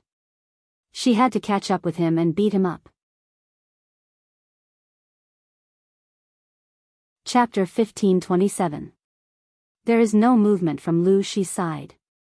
Did he see through our plan? Fan Shen was very panicked, but Wei Yong was not in a hurry. He could only suppress his anxiety. How did she see through it? Wei Yong's eyebrows did not even rise as he sneered. Other than a few trusted generals who participated in the battle, no one else knows about this. They all think that the Nye family is in chaos and the young master is in trouble. In this kind of situation, if Lu Shi can escape. Wei Yong paused suspiciously for a moment, disdain appearing in the depths of his eyes. Then, this is probably fate. You never believed in this. Fan Shen and Wei Yong had a good relationship and had a certain understanding of the latter. Ever since the previous master Niel Yang died of illness, Wei Yong had changed. Fan Shen could not say exactly what had changed, but it was definitely not a good change. Fan Shen expressed his understanding of this. In the mortal world, boring bodies were everywhere, and interesting souls were 1 in 10,000. How rare was it to meet someone who understood him? After the previous master Niel Yang died of illness, while Wei Yong had not reached the level of broken zither and broken string, he had been somewhat disheartened. If the previous master had not entrusted his son Nye Qing to Wei Yong before he died, Wei Yong would have wanted to retire. Fan Shen was not making this up. Just from how Wei Yong addressed Nye Qing and Niel Yang, he could tell. Everyone had changed to address Nye Qing as Lord. Only Wei Yong stubbornly called him young master. He was clearly unwilling to accept the reality of Niel Yang's death. If Nye Qing was not Wei Yong's son-in-law and student, and the two were like father and son, just this address would have thoroughly offended Nye Qing. The old master had died of illness and been buried, but the old subject was still unwilling to accept reality. Where did Wei Yong plan to place the new master? No matter how broad-minded a person, once they reached this position, Nye Qing could not completely ignore it. Even if it was just a little dissatisfaction, over time, it would be enough to destroy the friendship between Niaqing and Wei Yong. Thinking of this, Fan Chen reminded in a low voice to prevent Wei Yong from stepping on a landmine in the future. The previous master has passed away for a long time, and Zi Shun is a reasonable person. No matter how good your relationship with the present lord, you are not biological father and son. The way you address me, you should change it. Don't embarrass the lord. Out of the corner of his eyes, Wei Yong glanced at the orange afterglow on the horizon. His lips were tightly pursed, and he seemed a little stubborn. Fan Chen said, "The previous lord has already left." By doing this, other than making others look at the lord differently and suspect that the lord's position was not obtained through proper means, there is no other meaning. If someone uses this to make a big deal out of it, not only will Her Highness be passive, but you won't be able to get anything out of it either. Wei Yun said, "My lord hasn't really left yet." Fan Chen's heart jumped. The previous master wasn't dead? But, Wei Yong added, the scheme he set up before his death hasn't ended. How can you say that he's gone? Next time, speak more swiftly and finish it in one breath. Fan Chen nearly choked on his words as he grumbled, "You almost scared me to death." Wei Yong said calmly, "When this matter is over, Yong will personally apologize to the young master." Fan Chen laughed. "You are still so stubborn." On the other hand, Jiang Pengji had investigated more evidence that the Nye camp was preparing to withdraw its troops. Although the camp was still there and the patrolling troops were normal, the scouts secretly discovered that these patrolling soldiers appeared very frequently. A certain soldier with a scar on his face appeared 3 times in a short period of an hour. Obviously, the enemy wanted to use this to create the illusion that there were sufficient soldiers in the camp to cover up the fact that they were secretly withdrawing their troops. Qiguan Rang said, "In that case, Wei Yong's letter of challenge is also trying to cover it up. If they really waited for the agreed time to send out the troops, perhaps the enemy's camp would have already been emptied and they would have directly stood them up." Bai Ning stepped forward and cupped his fists. "Time waits for no man. My lord, please make a decision soon." If she hesitated any longer, they would be completely exposed. Jiang Pengji closed her eyes and pondered. She was still hesitant and did not immediately give the order to send out the troops. Given Jiang Pengji's overly decisive character, this was extremely rare. Qiguan Rang asked her, "My lord, do you suspect that something is wrong?" "I can't put my feelings into words. I just feel that it's too smooth, and it's somewhat surreal." Jiang Pengji said, "The Nye clan mightily brought more than 200,000 troops to attack Zhangjiang Pass, but now they have to flee pathetically because of the internal strife. I always feel that it's very dramatic." Jiang Pengji thought for a long time before she found such a word to describe the current situation. The Nye clan had really attacked Zhangjiang Pass a few times, and Jiang Pengji had successfully stopped them. In the end, neither side gained any benefits. Jiang Pengji's side suffered great losses, but the Nye clan side suffered little. Nye Liang had already folded in. Qiguan Rang said, "The battlefield is like this. Opportunities are fleeting. The Nye clan doesn't have the upper hand and there's internal strife. It's reasonable for them to withdraw their troops." "That's true." Jiang Pengji no longer hesitated. She successively gave several orders, and the generals stepped forward one by one. The tent was filled with a tense atmosphere of impending war. According to the scouts' investigation, the Nye camp's army had unusual movements in the middle of the night.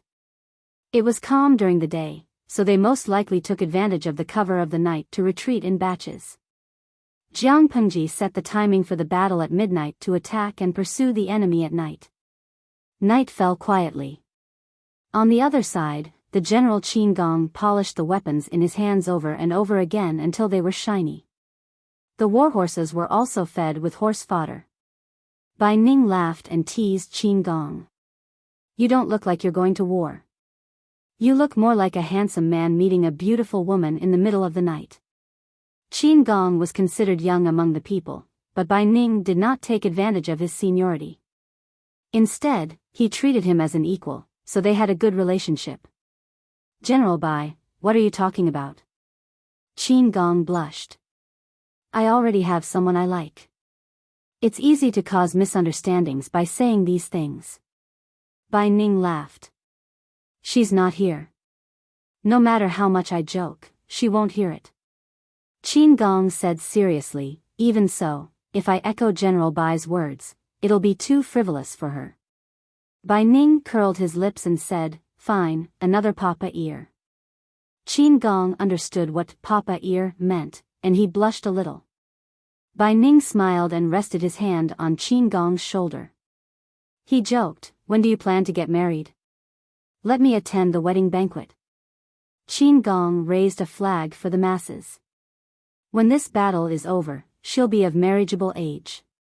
After I ask her elders for their opinion, I'll apply for leave from the Lord to prepare for the wedding.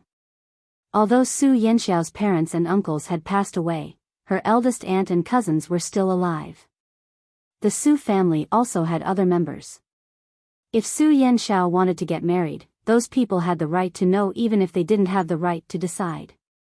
Qin Gong's family had always been a vassal of the Su family. Su Yanxiao was the daughter of Su Fei, a direct branch of the Su family. If she really married him, there would definitely be people who would be dissatisfied. However, Qin Gong was not afraid of this. If Su Yanxiao was willing to marry him, he would protect her for life. Bai Ning laughed. There are many marriages in the world. You're lucky. Don't forget about the wedding banquet. Qin Gong said shyly, of course I won't forget. General Bai, you must drink until you're drunk. Chapter 1528. What's there to say? Jiang Pengji passed by in her military uniform. Her sharp ears overheard their conversation, so she interrupted and asked. Bai Ning laughed. Feng Jing is preparing to marry a beautiful lady. He'll be hosting a banquet. He wants me to go and drink until I'm drunk. Jiang Pengji glanced at Qin Gong. He had a bright and warm smile on his face. She could tell that he was in a good mood. Don't say things like, I'm going to get married after the war, wife and children will warm the Kong bed. Jiang Pengji also learned about the certain death flag from the audience. It was common in dramas and movies. The main character who spoke would definitely die. The purpose was to set off the tragic atmosphere. Even though Jiang Pengji herself had raised countless flags, it was indeed inauspicious to say such things before the war. Qin Gong asked in surprise, there's a saying for this? Jiang Pengji said, I don't know where I heard it, but those who said such things before the war basically never came back. Qin Gong's face turned pale. Bai Ning patted his shoulder and said in a rough voice, don't be afraid. Just spit a few times and take it back. It was originally a joke, but he didn't expect that Qin Gong would actually learn to do it seriously. He looked very cute. Jiang Pengji could not help but be speechless. I lied to you. You too actually believed it. Qin Gong opened his innocent eyes wide. Seeing that Jiang Pengji could not continue doing evil, she asked, do you really plan to marry Lady Su after the war? Qin Gong nodded. He was immediately stunned. He asked her, how did you know it was her, my lord?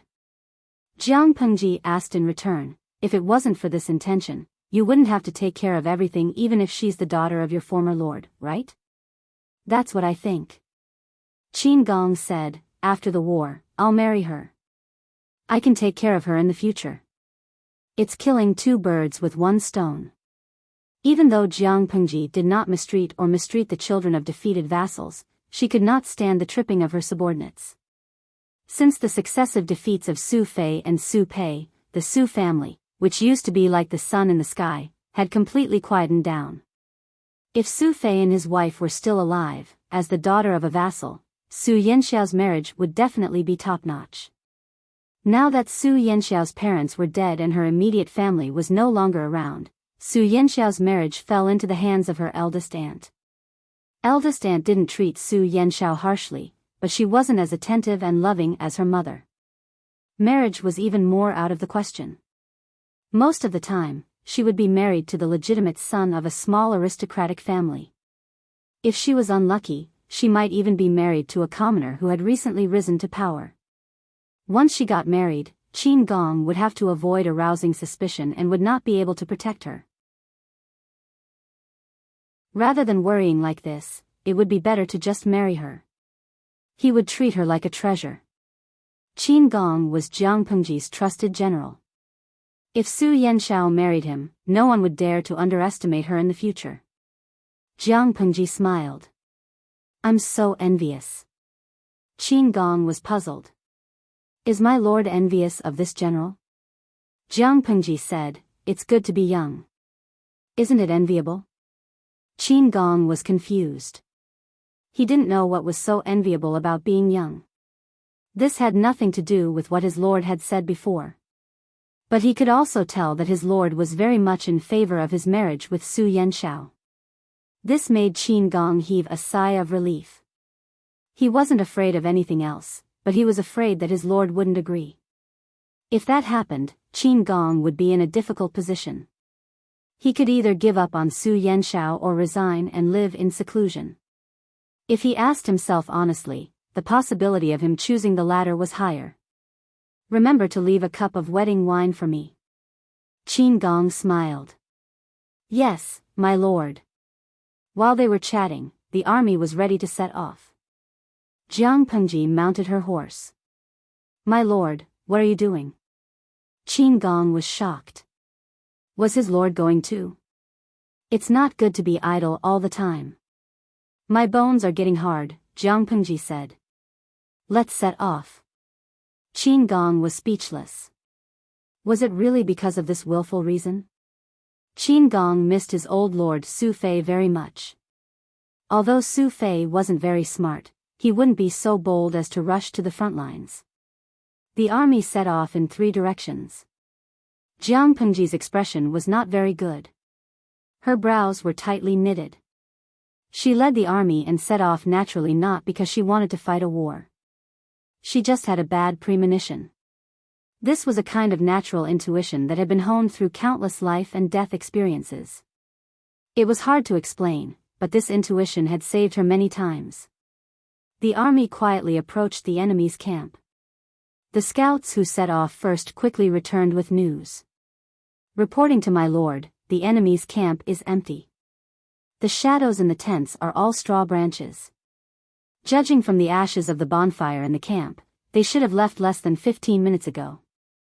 They split into 3 directions to outflank the enemy's camp, but they didn't expect the enemy to have already retreated.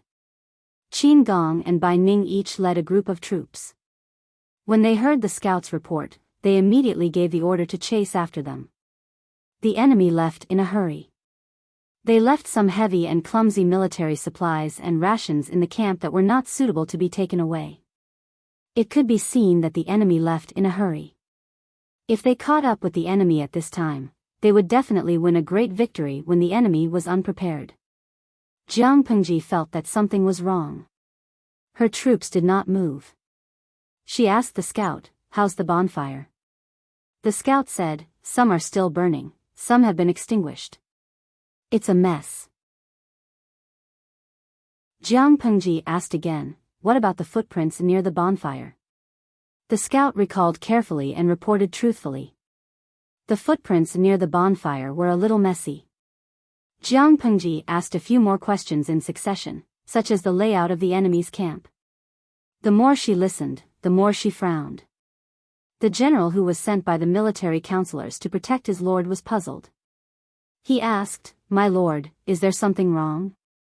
Jiang Pengji grabbed the reins and said coldly, "There are many things wrong." They had the energy to prepare straw branches to disguise as human shadows. It can be seen that they were quite calm when they retreated. If that's the case, the bonfire, documents, and objects shouldn't be so messy. The general's heart turned cold after he heard that. He exclaimed, "Could it be a trap?" Jiang Pengji sneered. "I'm afraid we've been fooled. Send 2 groups of troops to recall Qin Gong and the others. I'm afraid there's an ambush ahead." The general asked, "Don't we need to send troops to support them?" Jiang Pengji smiled. We should also welcome our guests. Let's deal with the enemy first. Give the order, get into formation and face the enemy. Not long after Jiang Pengji finished speaking, the enemy's battle cries suddenly rang out in the previously empty enemy's camp. They seemed to have appeared out of thin air. Arrows rained down from the sky. The enemy's sneak attack was astonishingly fast. Many people were hit before they could react. They're hiding underground. Jiang Pengji revealed how the enemy appeared out of thin air in one sentence. It wasn't that there was no one in the camp. They were all hiding underground. Because the camp was very messy, it was impossible for the soldiers to move the items and check them one by one. As long as the soldiers spread out their sleeping mats and covered the holes where they were hiding, they would basically not be discovered.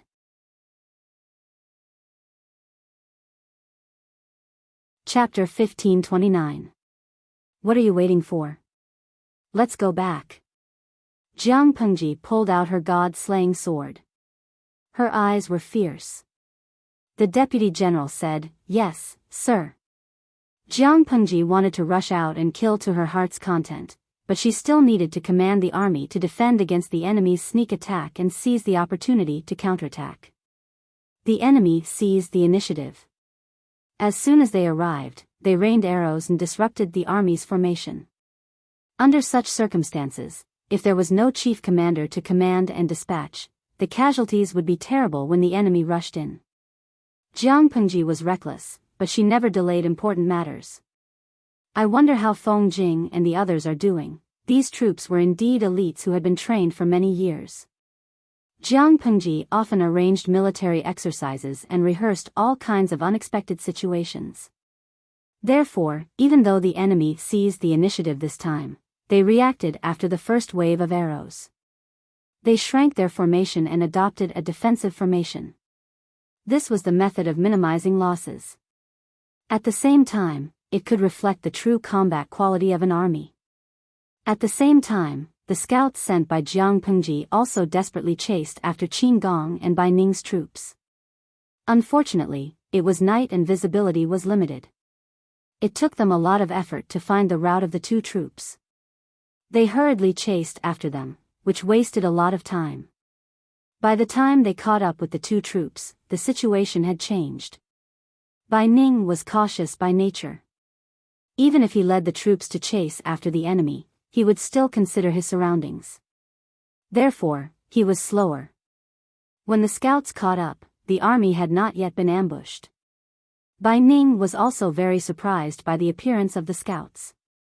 The scouts did not have time to turn over and dismount from their horses. They directly conveyed the order. Retreat. Bai Ning was stunned at first, then he immediately understood something. He immediately ordered the army to turn around and retreat. However, the enemy was secretly watching them. The army's retreat was obvious, so they could not sit still. The originally pitch-black call suddenly lit up with countless orange flames, and countless fire arrows descended from the sky. Bai Ning was shocked, but he still looked calm on the surface. The soldiers also seemed to have taken a tranquilizer. They defended and retreated in an orderly manner at the same time. Was he not panicking? How could it be? He was panicking to death. He never thought that this was a trap set by the enemy. However, Bai Ning knew that as the chief commander, he could not panic. Once he panicked, the army would be like headless flies. They would run around without order and be surrounded and killed by the enemy sooner or later. If Bai Ning's luck was considered good, then Qin Gong's side was quite unlucky.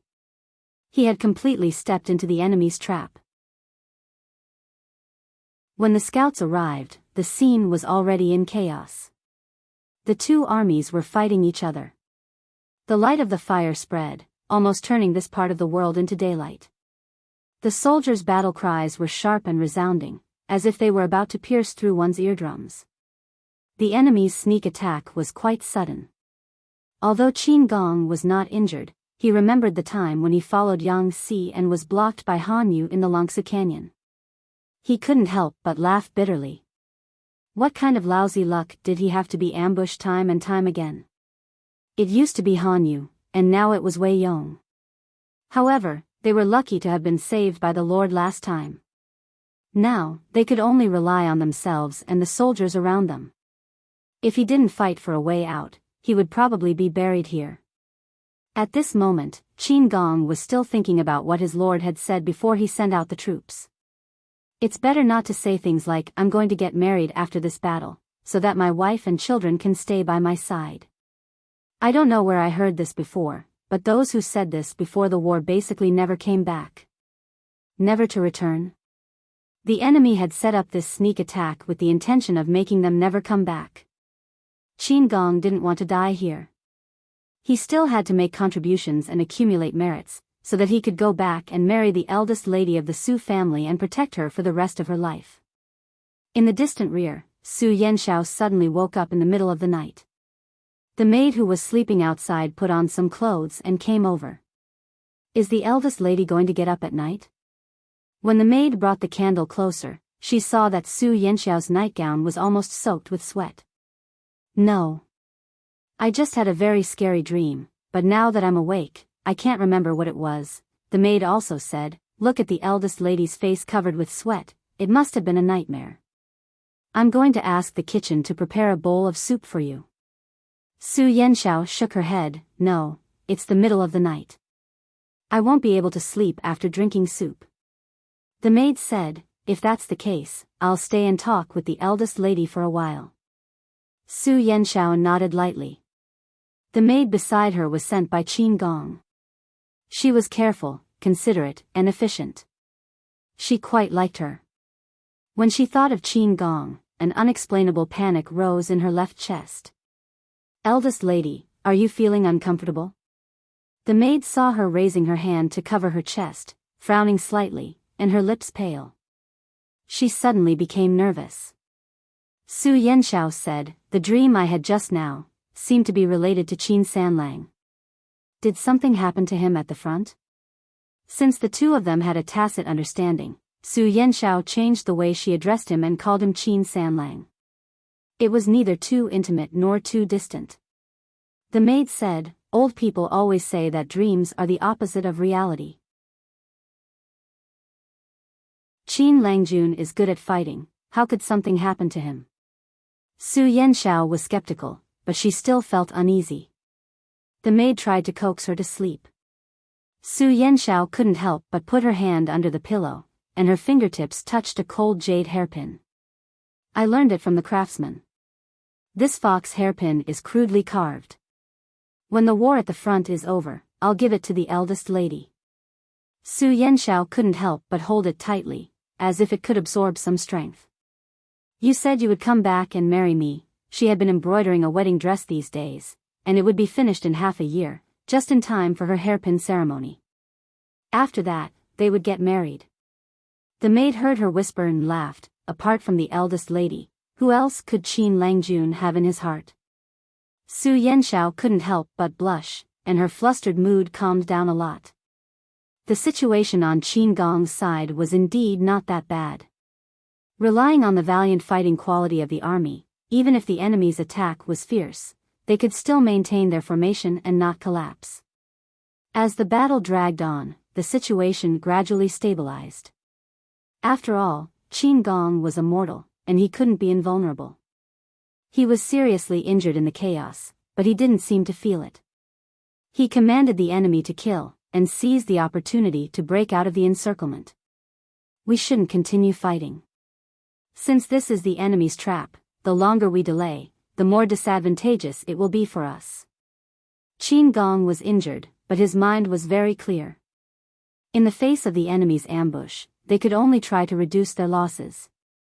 Of the 36 stratagems, retreat is the best. The deputy general on the side said, "General, do you feel that something is wrong?" Qin Gong covered his arm, and his expression was somewhat fierce. "The number of the enemy's troops is strange. They most likely divided their troops to attack Zhangjiang Pass. Since this was a killing trap set by the enemy, it meant that the previous retreat of the Nya family due to internal strife was fake. The enemy still had more than 200,000 troops. Even if they divided their troops into 3 groups, the number of troops lying in ambush was obviously not that many. It was not difficult to speculate that the enemy was very likely to transfer the remaining troops to attack Zhangjiang Pass. Luring the enemy into the trap, luring the tiger away from the mountain, one was linked to the other, and it was clearly a killing trap. The deputy general said, "General, what should we do?"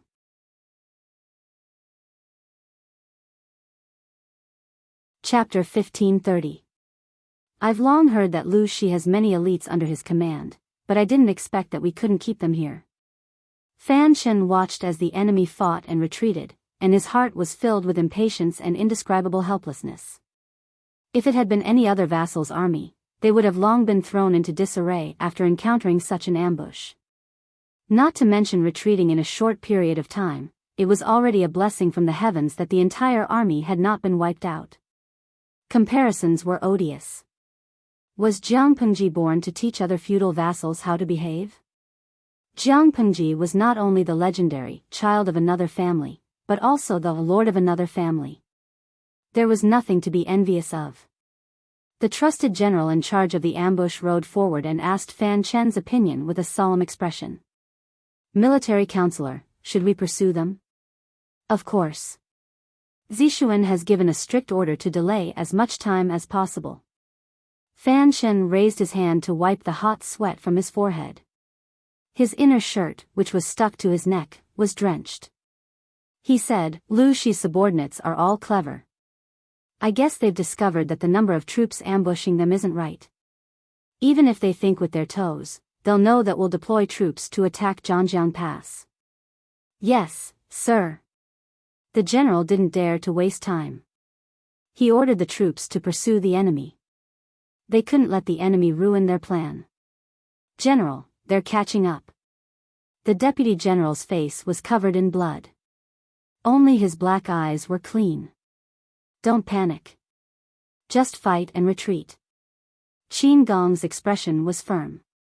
His face was covered in blood, making the brown scar on his face look even more terrifying. "Is that Nya camp ahead?" "When we left, the fire wasn't so strong." The deputy general said, "General, do you mean there are enemies over there?" Qin Gong's expression was solemn. "The Lord is ambushed over there. We have to rush there no matter what." According to the scouts sent by the Lord, she was ambushed at Nya camp. However, Nya camp had long been empty. Where did the ambush come from? After thinking about it, Qin Gong thought of the underground. The enemy was most likely hiding underground and hiding from the eyes and ears of our army. However, how did they hide the soil from our scouts when they dug so many pits to hide people? The person who arranged this ambush was truly terrifying. Whether it was in terms of scheming a person's heart or in other aspects, it was almost flawless. Si Jiang had a bad feeling when he heard this. The Lord had been ambushed in the enemy's lair. What kind of F***CK was that? Zhangjiang Pass? Not only was the deputy general worried about his lord, but he was also worried about his own nest. He was really worried that his nest would be destroyed. Qin Gong said confidently, "Zhangjiang Pass has sufficient troops, and there are a few strategists overseeing it. We won't lose it."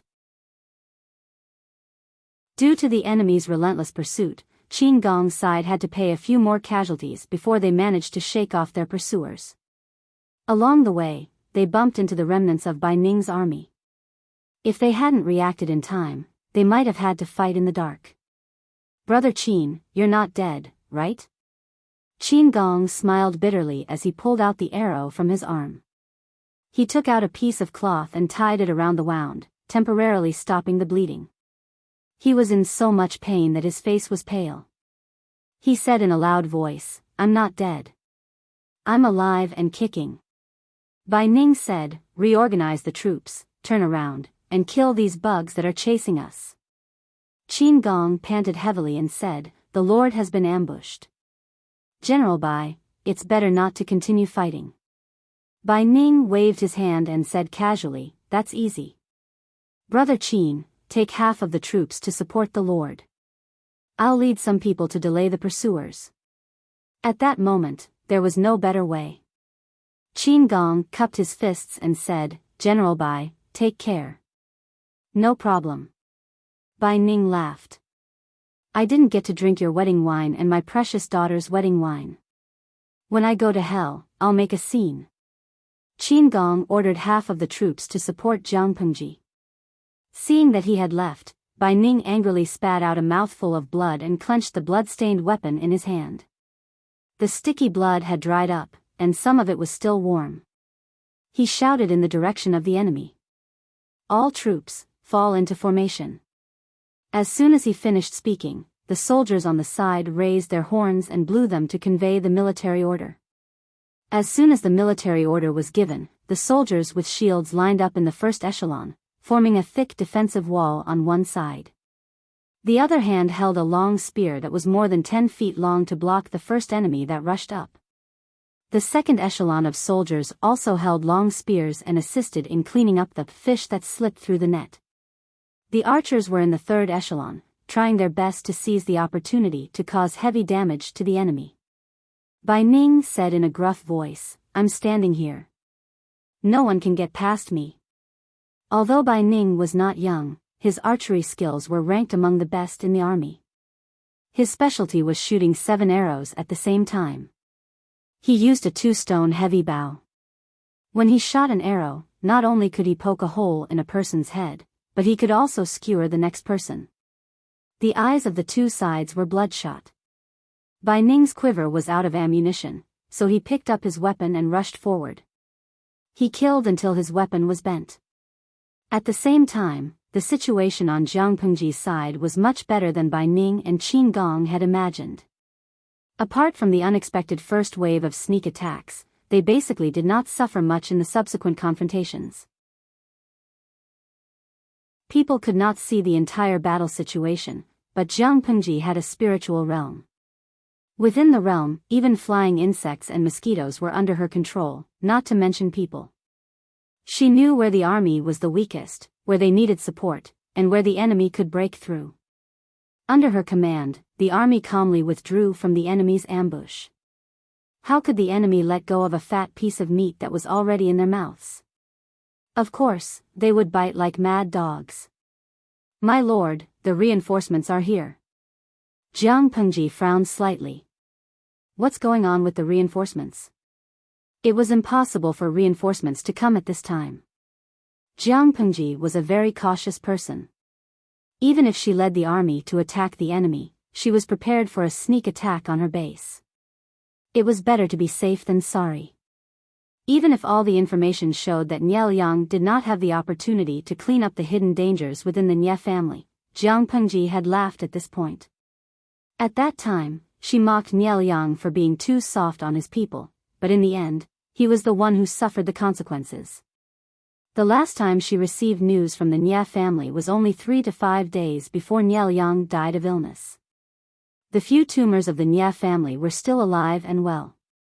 According to the time of Nie Liang's death, even if he instructed Wei Yong and the others to clean up the tumors before he died, it was reasonable to say that it was too late.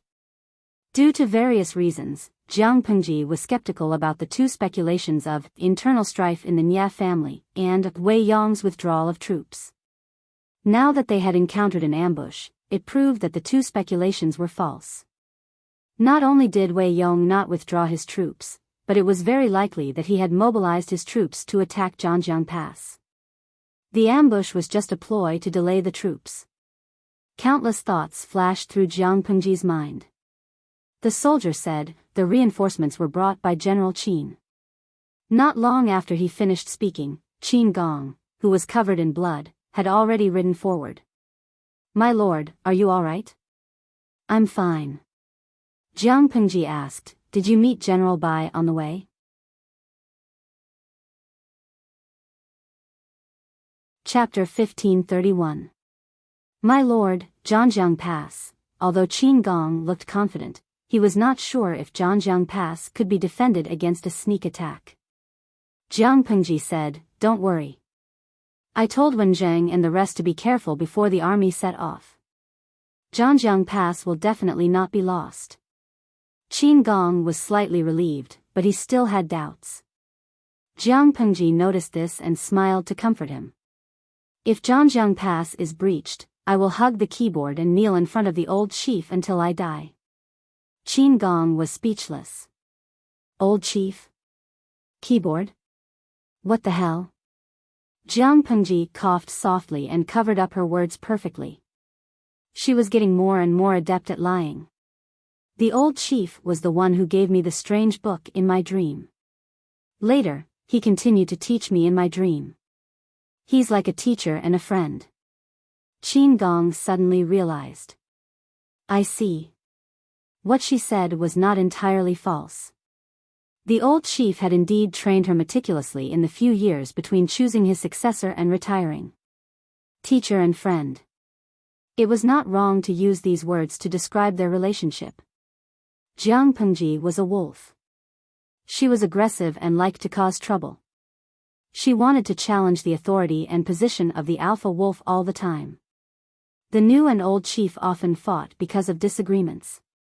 The old chief was a man who looked like a smiling tiger but was tough on the inside.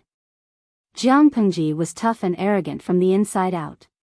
One was the alpha wolf who was about to retire, the other was the new alpha wolf. It would be strange if they did not fight. Of course, the old chief had been a commander for more than 100 years and had been through countless wars. Jiang Pengji was still a new driver on the road. Even if she could fight, she was tortured badly at first. Later on, she barely managed to fight to a draw. It was the only time they tied. Jiang Pengji suspected that the other party went easy on her. I'm leaving tomorrow. The 7th Army is the best army in the Federation. I hope you don't ruin its reputation. Jiang Pengji was so tired that she could not even move her fingers. Her mouth was still hard and smelly. The future belongs to more outstanding young people. The 7th Army will become stronger and sharper in my hands. No one will dare to offend me. Look at what she said. She was just short of saying that the other party was old and should have given up his position long ago. However, the old general smiled and said, "All right, I'll leave the faith of the 7th Army to you." The two women were sweating profusely as they lay on the training ground. Compared to Jiang Pengji's disheveled appearance, the other woman was still standing. I still don't know why the old general retired. You're not old enough to retire. The average lifespan of a commoner in the Federation was around 250 years. Someone like Jiang Pengji could live up to 500 years. At that time, the old chief was only a little more than 200. If it was not for the fact that the armor was well made and that he had been injured for Bai Ning a few times, he would have been dismounted and trampled into meat paste by the chaotic army. He did not have time to check the condition of his wound. After killing a wave of enemies in a hurry, he used a strip of cloth to stop the bleeding. His left hand was almost numb. Their side suffered heavy casualties, but the enemy did not gain much advantage either. The number of casualties was also high. However, because of the disparity in military strength, Bai Ning's side could not hold on for much longer. Once the army's formation was broken by the enemy, the result would be 1,000 miles of retreat and they would be crushed into meat paste by the enemy. Let's fight to the death with these bastards. It's not a loss to die here. Bai Ning's eyes were bloodshot. Even though he was injured all over, he did not care. Kill one to recoup his losses, kill two to earn a small profit. Even if he died, he would drag a few more down with him. Just as Bai Ning was about to launch the last attack, the enemy ordered the archers to release a rain of arrows again. In the end, an unexpected turn of events occurred. Because it was night time, the pale golden ripples that shrouded the army were particularly clear. A miracle? Nie Jun saw this, and his high and mighty momentum instantly dropped. The arrows stopped in mid-air as if they were intercepted by the layer of ripples. They lost their momentum and fell with a rustle, hitting Bai Ning's head. My lord is here? He had seen this scene before, and he was sure that it was his lord. Is his life more important than yours? Jiang Pengji led the troops over. When she saw Bai Ning's sorry state, she suddenly became angry. Are a bunch of good-for-nothings worth paying with your life? Jiang Pengji reprimanded Bai Ning angrily. Bai Ning was prepared to fight to the death, but now that his lord was here, he did not know what expression to put on. He could only listen to the reprimand obediently. Little did he know that his seemingly majestic lord was also being reprimanded by another person. You Abba, you were ambushed and attacked. Where is your spiritual realm? Jiang Pengji quibbled, I didn't want to cheat too much, so my realm only covered a few feet around me. You Abba, it's obvious that you've been pretending to be a pig to eat a tiger for too long. What's the use of these excuses? The old chief's mouth is quite sharp. You Abba, if you return to the Federation in this state, won't the 7th Army be assimilated into a pig farm? Not using too much ability doesn't mean that you have to be schemed against like real people in ancient times. Jiang Xiaozhou, I've prepared the keyboard for you.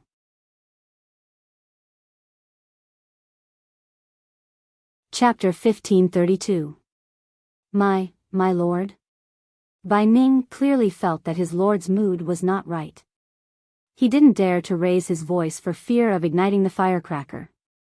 Jiang Pengji gripped the hilt of her sword tightly and sneered, order the soldiers to get into formation and face the enemy. Tonight, no one can leave. Bai Ning's body trembled, and his voice was like thunder. Yes, my lord.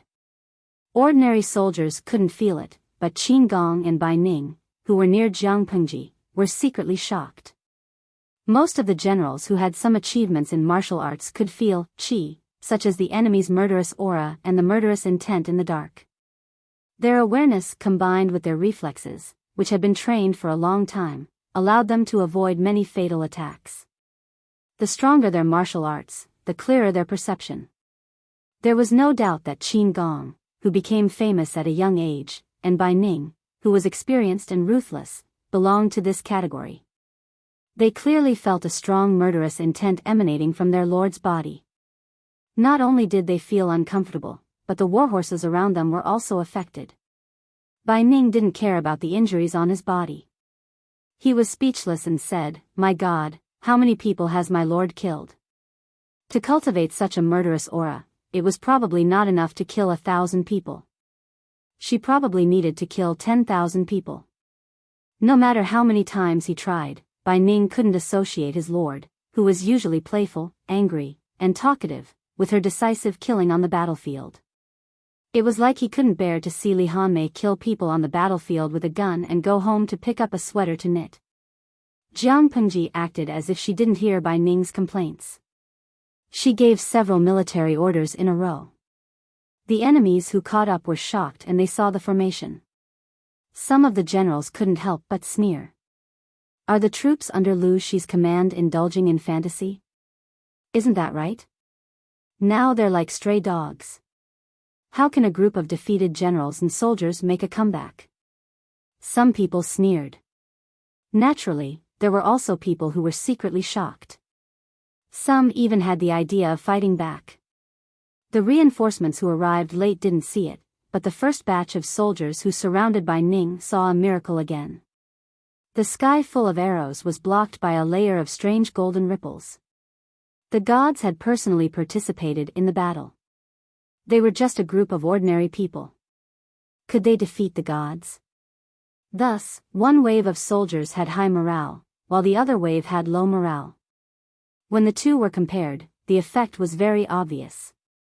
No matter how the general scolded them, the group of soldiers did not dare to move forward. Some of them even muttered things like, God is coming, and God will curse us to death. Their legs were trembling and their hands were weak. They were so scared that they pushed back. Seeing this, the general could only attack angrily. He chopped off the heads of 3 or 4 deserters, intimidating the group of soldiers in an instant. Whoever dares to take a step back will end up like this. The soldiers at the front were still dealing with the enemy, but these cowards actually wanted to desert. It was better for them to die so as not to affect the morale of the army. The soldier cried, It's not that we want to escape. It's obviously that God is here. God is here. Arrows can't hurt them. The general sneered, Can't injure him? Spouting nonsense and disturbing the morale of the army, this is a crime worthy of death. After saying that, the general cut off the soldier's head. Because he used a lot of strength, he even cut off half of the soldier's upper body. After killing more than 10 people in a row, the chaos was finally suppressed. The cowardly soldiers could only charge forward again. The general revealed a disdainful sneer and shook off the warm blood on the blade. What god? What can't hurt them? If they had this ability, what happened to those enemy soldiers who died tragically because of their sneak attack? The two armies fought fiercely and both sides suffered casualties. Didn't they see that the enemy not only had the corpses of their own soldiers, but also the corpses of the enemy soldiers? What god? It's just a cheap trick to shake the morale of the army. What happened at the front line? Fan Chen came late and did not see the miracle. He only saw some of the soldiers being afraid to fight and disrupting the army formation, so he sent people out to suppress them. The general cupped his fists and reported, "It's just the enemy deliberately mystifying things, using some miracle to scare people." Fan Chen raised his eyebrows. Miracle? What miracle? The general roughly explained the process. Fan Chen frowned after listening. Is there something wrong? The general asked. Fan Chen suddenly thought of something. His expression was faintly excited, and the hand holding the reins trembled slightly. His breathing was rapid and excited, and he almost lost his voice. Maybe Lu Shi is also here. The general's eyes widened as if he did not hear what Fan Chen said. What did he mean by Lu Shi is also here? Fan Chen said, Lu Shi is a person with unparalleled combat power. According to investigations, during the 3 years she was studying in Langya County, she often fought fiercely with others. Now that she has become a duke, she still does not change her bad habits. She goes to the front line to fight generals, and even more, she even wants to get involved in a chaotic battle between two armies. This was not the first time the general had heard this, but he always found it unbelievable. Why did the people always say, good men don't become soldiers, good women don't marry? It was not only because being a soldier was lowly and difficult to stand out, but also because the survival rate was low. No one wanted to bring up their own son or new husband to fight on the battlefield. From this, it could be seen how touching the survival rate was and how dangerous the battle between the two armies was. Dignified dukes actually fought in a chaotic battle like ordinary soldiers. What would happen if they were mistakenly killed in front of the battle? Not to mention dukes, ordinary generals would not personally participate in a chaotic battle. Even if they participated in the battle to kill, they would bring 20 to 30 bodyguards with them. Soldiers were easy to find, but generals who knew how to fight were not easy to find. Every one of them was considered a gold mine, and they could not be lost. Generals were like this, let alone dukes. Lu Shi left Zhangjiang Pass. Fan Chen sneered. That so-called miracle has only appeared twice. According to the thinking of the ancients, not everyone could be blessed by the gods. They only knew of Jiang Pengji. It was the same miracle, so could it be confirmed that Jiang Pengji was also at the front line? If that was the case, Fan Chen could not easily let her go. Jiang Pengji still had no heir. If she died here, the power she left behind would definitely collapse.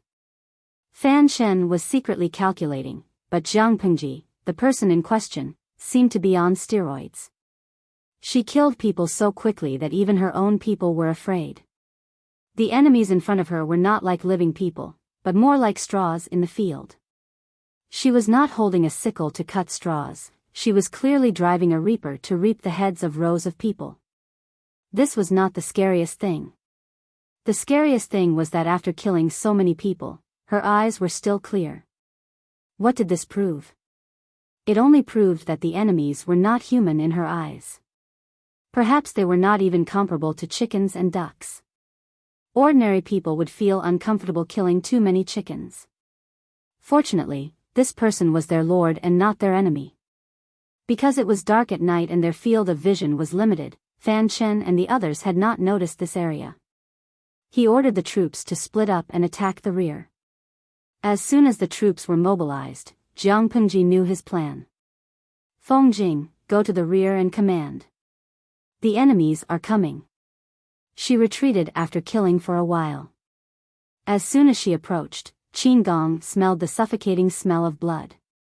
Yes.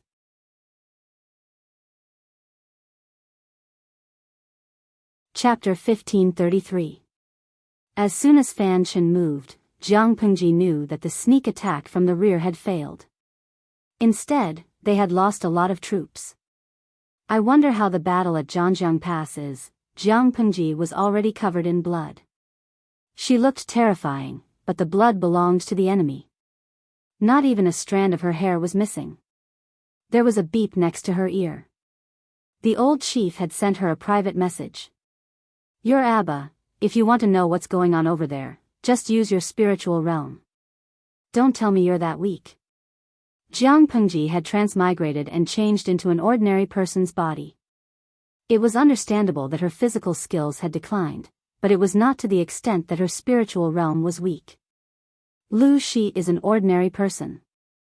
Excessive use of the spiritual realm will cause harm to this body. Besides, I haven't used it for years. I can't remember it now. Jiang Pengji smiled awkwardly. Her smile was covered by blood. Sincerity could not be seen. Instead, there was a hint of ferocity. It's not a good thing to be at ease for too long. I'm really worried that I won't be able to adapt to the pace of the Federation in the future. Although she said that, she still used her spiritual realm to take a look at the battle at Zhangjiang Pass. The city gate was secure. It had not been lost. The enemy had not succeeded yet. She quickly retracted it after taking a look. At the same time, Wei Ci looked in a certain direction outside Zhangjiang Pass. His eyes showed some confusion. Just now I seemed to have sensed the Lord. Was it an illusion?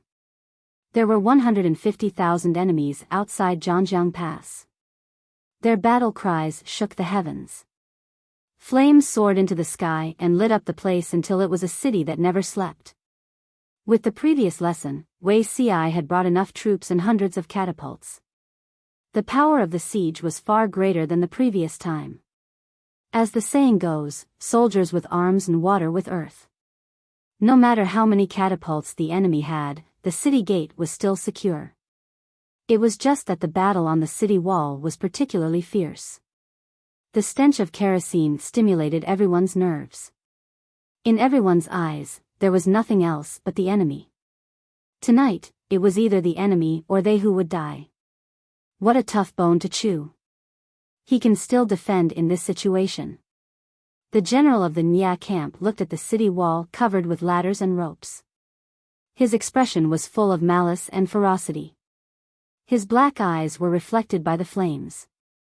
Wei Ci said, Lu Shi's vigilance is far beyond our imagination. If a sudden attack was launched, the defending side would not be prepared and would most likely be flustered. According to Niel Yang's plan before his death, Jiang Pengji was confident that she would dispatch the army to pursue the bait they had thrown out. The garrison at Zhangjiang Pass would be greatly weakened. They took advantage of the night to attack the city, and the enemy hastily responded. Faced with the Nya family's army that went all out, even if Jiang Pengji's side could resist for a while, they would definitely not be able to defend Zhangjiang Pass. In order to protect themselves, they could only lead their troops to abandon the pass and retreat. The result was a huge disappointment. Wei Long led his troops to attack Zhangjiang Pass. Although the enemy hastily responded to the battle, they did not immediately collapse. Reinforcements arrived just in time. Jiang Pengji was far more cautious and meticulous than he and Niel Yang had imagined. She was clearly a 22 or 23-year-old woman, but her way of doing things was more cautious and cunning than a 45-year-old man. She had already believed the news of Nya Jun's retreat, and in the end, she even ordered Zhangjiang Pass to be on high alert to prevent night attacks. He really didn't know whether he should say that she was doing something superfluous, or praise her for being as cunning as a fox, treacherous and suspicious. The general said fiercely, so what if we're vigilant? We must pass this trial tonight. This time, Nie Jun was determined to take down Zhangjiang Pass. If they did not succeed this time, they did not know when the next opportunity would come. Of course, we must pass Zhangjiang Pass tonight. No matter what price they had to pay. Looking at the huge fireballs being hurled by the catapults onto the walls of Zhangjiang Pass, the battlements, and even the city gates, Wei Long's state of mind was extremely calm. That Shizhong is still somewhat useful. Shizhong had been randomly slashed a few times by bandits with a hatchet. His right hand could not write for a short period of time. The wound on his cheek was too deep, causing his left eye to be completely blind. There was also an extremely long wound from his left shoulder to his collarbone. With such a serious injury, even if he had amazing willpower to copy and memorize the blueprint, his hands were not strong enough. He could not draw such a detailed blueprint at all. Since he could not draw, he thought of a plan and simply verbally explained. He verbally improved the existing armaments, such as coating the stones of the catapults with a layer of kerosene and igniting them before they were hurled. The lethality of fireballs and simple stones was not the same. After Shizhong's improvements, the catapults did indeed cause great pressure to the pass. Without Zhang Pengji, the godly archer, and due to the weather, the soldiers controlling the ballistae could not effectively destroy the enemy's catapults. After such a long time, they had only destroyed 4 or 5 catapults. In desperation, Wei Ci could only order the catapults on the city walls to aim at the enemy's catapults. The efficiency was much higher than destroying the catapults with the ballistae. At the same time, they could also target the enemy's archers. There was still a stalemate above and below the city walls. For the time being, Zhangjiang Pass was not in danger of being lost. Jiang Pengji's side was much more relaxed. Even if the enemy outnumbered them, with her precise command, she could always make the enemy suffer losses. Not only that, she also took the time to ask the old chief about it, lest she forgot about it after the war. I remember before the old chief retired, he once mentioned awakening. What is that? You Abba, you're still half-hearted in war. If your subordinates knew about this, how would they feel? Don't change the topic. There was silence on the other side for a while, as if she had to rack her brains to think of a few sentences. You Abba, about this matter. Sigh, the child has no mother. It's a long story. Make the long story short. You Abba, the current power system of the Federation focuses on developing the limits of the human body. The key lies in the genes. Under normal circumstances, the genes of ordinary people will evolve with the development of inheritance from generation to generation. However, some geniuses can condense the evolution of hundreds or even thousands of years into a few short years. This is genetic unlocking, completely unlocking the shackles and exploding the limits of the human body. However, no one can answer how many genetic locks exist. Perhaps the end is the eternal life that all scientists dream of. Jiang Pengji frowned slightly. You Abba, I'm going off topic. The awakening I mentioned is essentially similar to genetic unlocking, but it's also different. The latter is to develop the potential of the human body, while the former is to trace back to the source and return to the ancestral inheritance. Why do you think the direct descendants of the Jiang family were attacked by the forces of the heavenly brain? Because the direct descendants of the Jiang family have an ancient bloodline. You are the last direct descendant, and at the same time, the only one who has the chance to awaken the ancestral power. This power is what the defector heavenly brain fears the most. Only you can completely kill it. What if I can't awaken? You Abba, die. The Federation will be buried with you. Don't worry, I'll mail you the best coffin. Heartless woman. Jiang Pengji curled her lips. No, this body belongs to Lu Shi. How can I awaken? You Abba, the ancient bloodline of the Jiang family is rather special. It doesn't attach to the body, but to the soul. Jiang Pengji lowered her eyes, as if remembering something. The awakening thing can change hair color?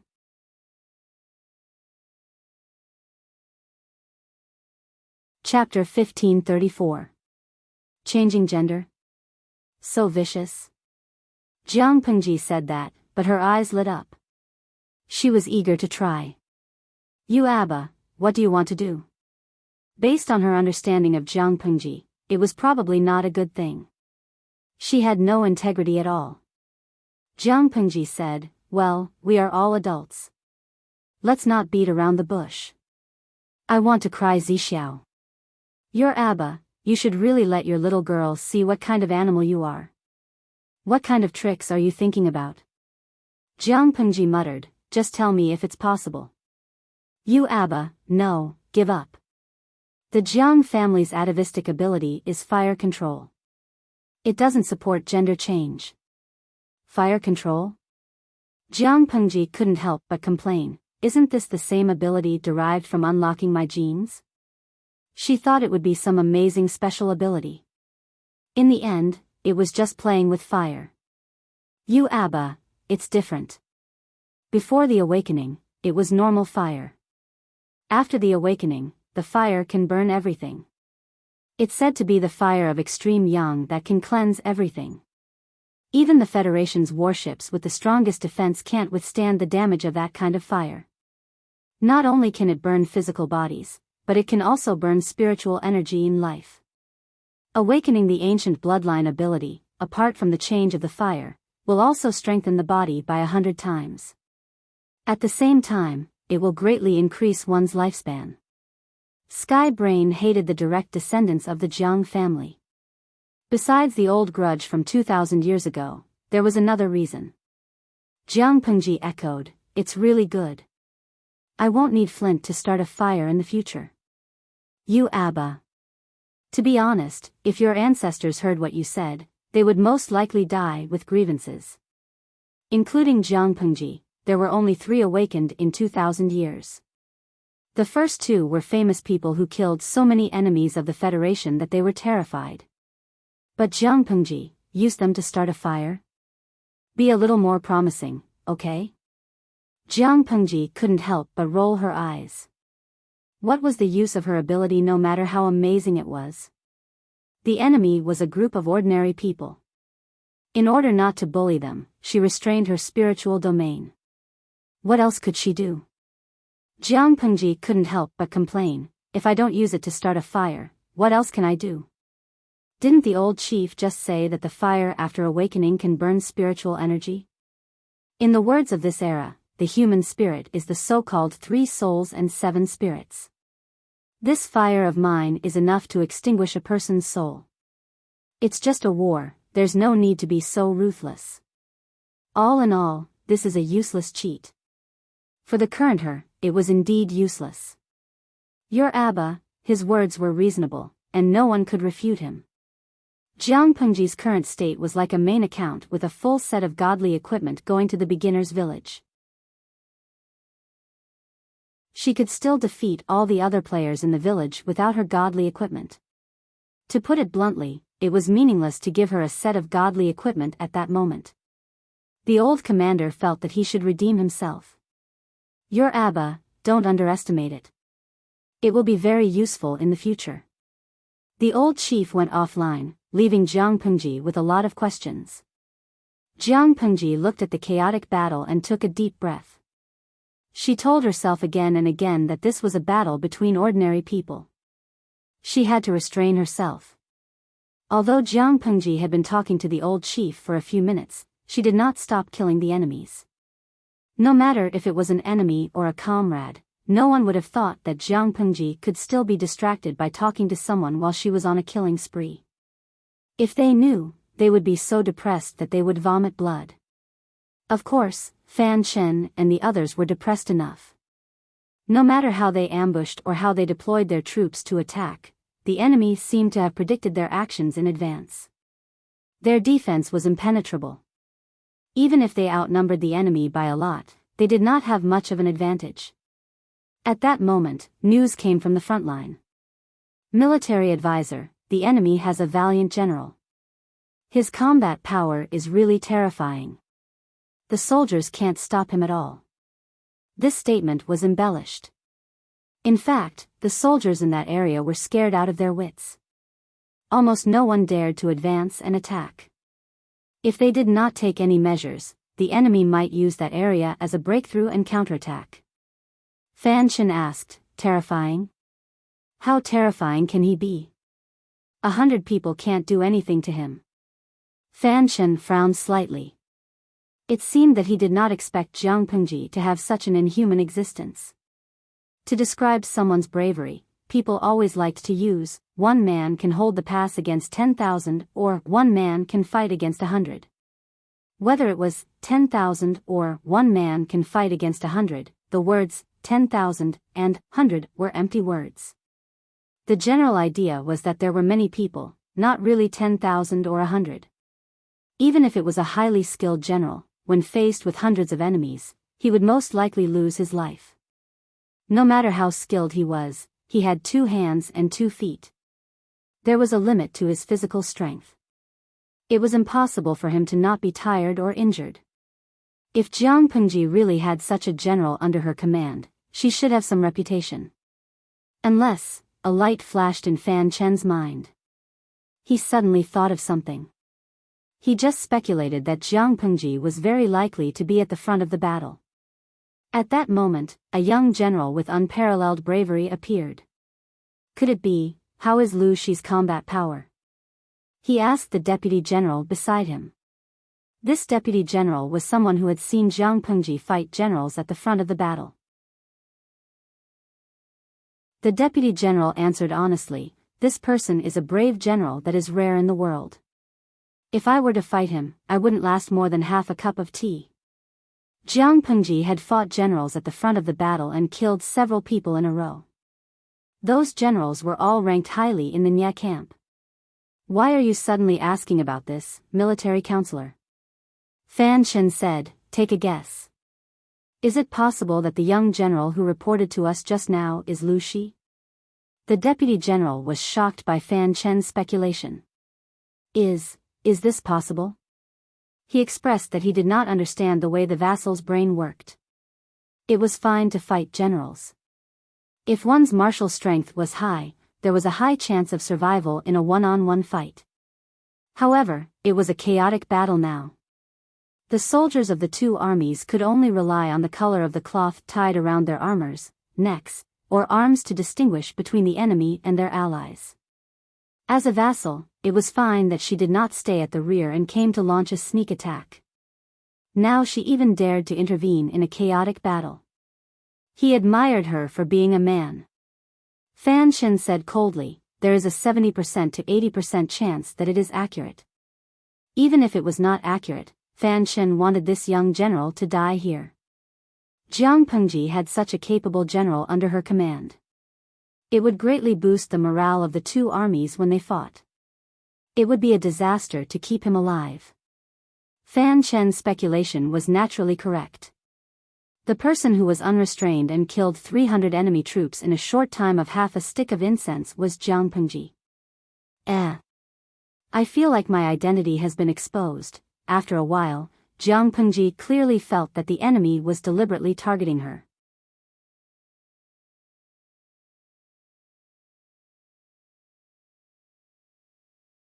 Did they really think that her head was made of paper and that anyone could covet it? You're courting death.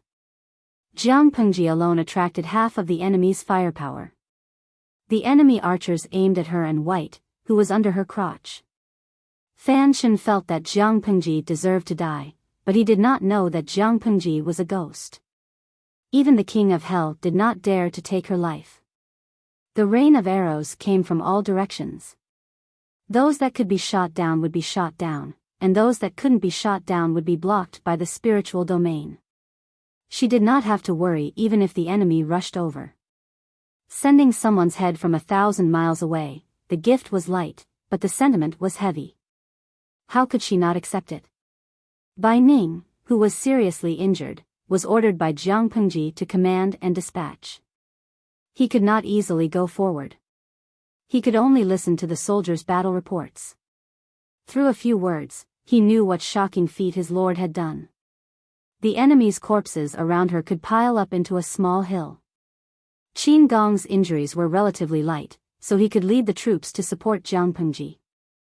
I have to inform the military counselors about this when I get back. He was not a person who liked to snitch, but he really could not stand his lord running around with the enemy. If Qi Guanrang and the others were there, Jiang Pengji would not dare to be so brazen.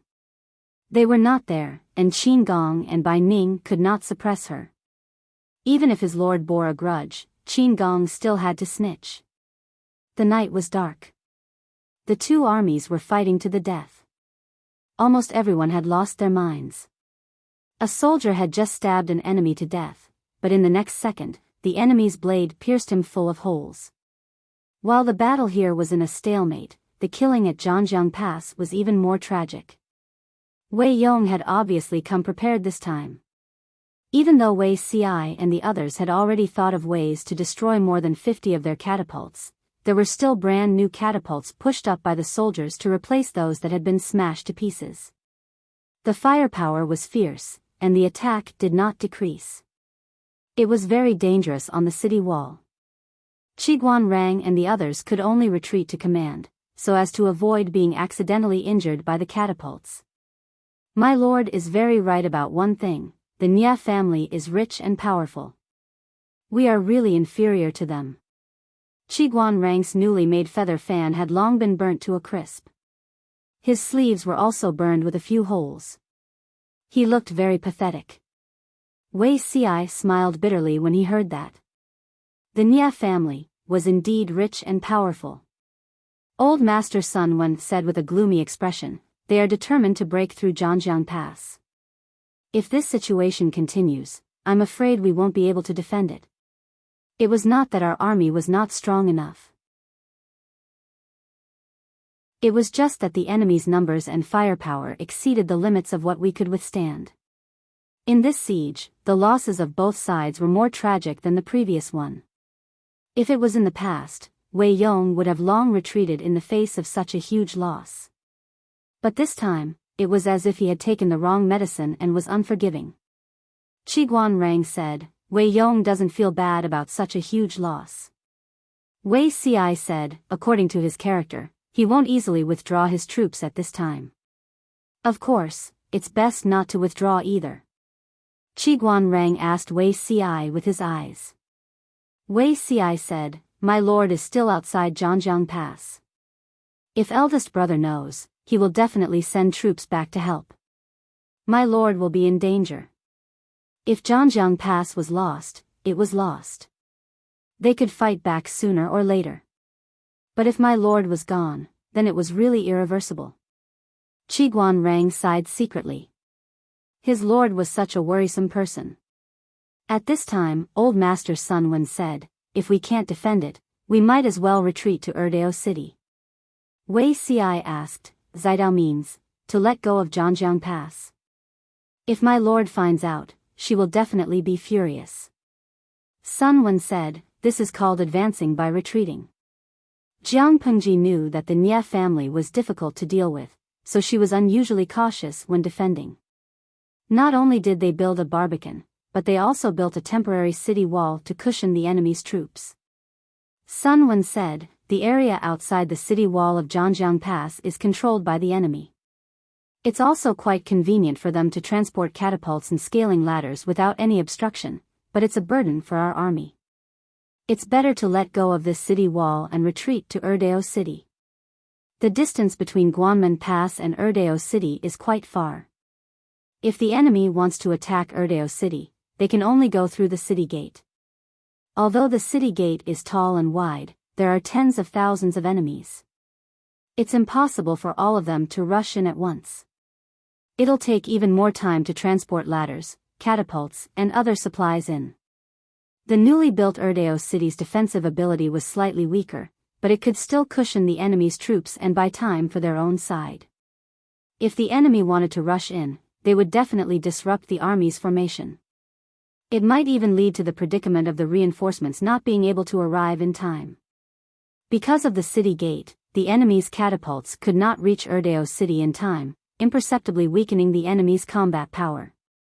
Sometimes, a strategic retreat was also to lure the enemy into taking the bait.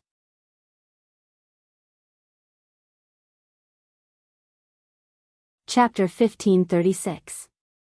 Wei Ci looked hesitant.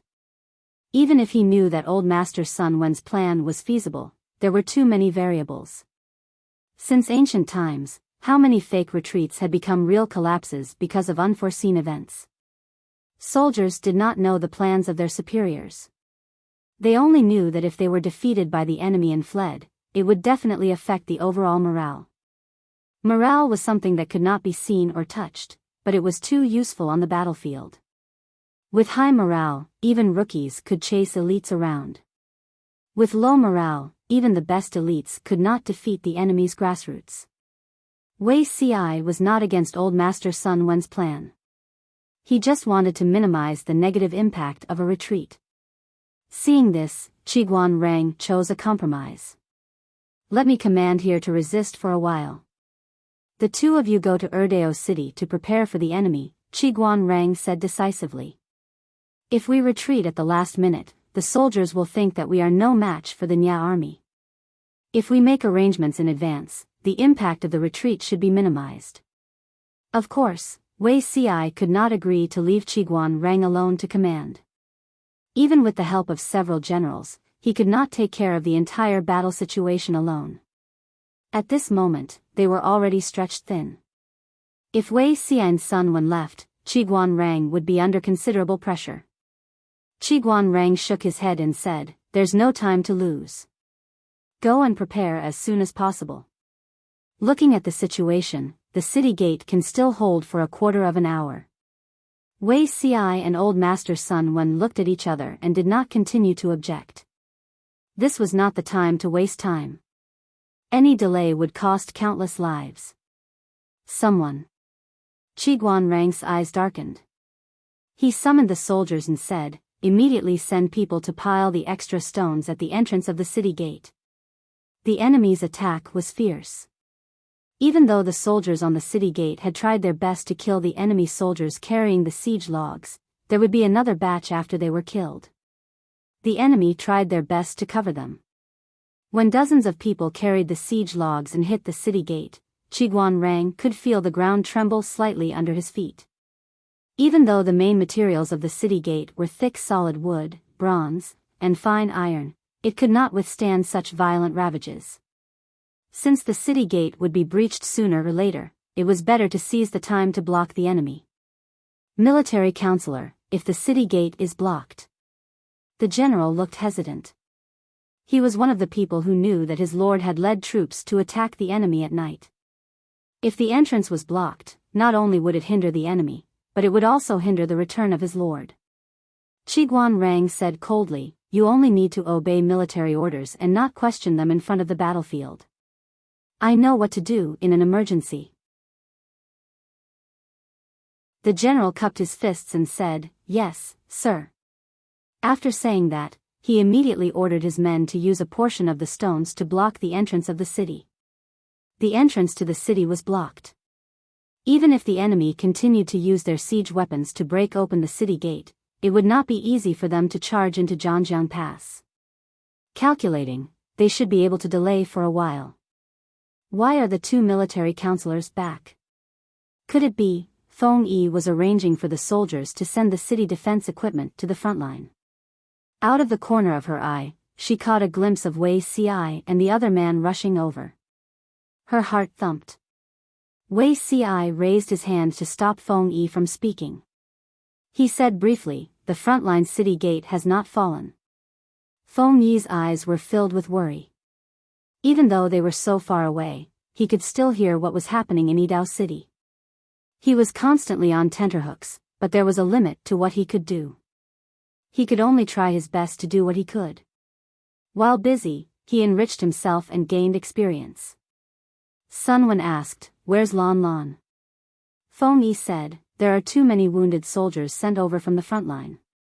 To prevent chaos, Sun Lan is helping to direct the transfer of the wounded soldiers to the casualty barracks." When the two armies fought, the number of soldiers who died on the spot was not high. Most of the soldiers died because they were not treated in time. Jiang Pengji was clear about this. Naturally, she had to take measures to reduce the death rate.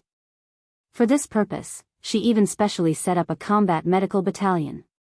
The soldiers of this battalion had to learn a certain amount of first aid knowledge. They also had to learn combat skills from ordinary soldiers. Their duty was to specifically transfer the wounded soldiers who had lost their combat ability but were not yet dead. Their medical knowledge did not have to be better than the military doctors in the casualty barracks, but they had to know how to minimize the secondary damage of the wounded soldiers when transferring them. Their combat skills did not have to be better than the combat troops, but they had to learn how to protect themselves. The soldiers of this battalion were basically between the logistical medical unit and the frontline combat troops. Although they were not as good as the top, they were not weaker than the bottom. In a sense, they were more important. The number of wounded soldiers at the front line increased. The transfer was disorderly.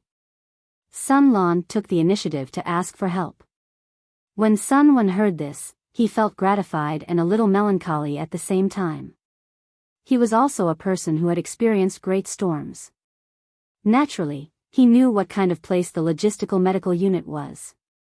It looked like it was at the rear, but the scene was no less than hell on earth. In the past, Sun Lan had not even seen a chicken being slaughtered.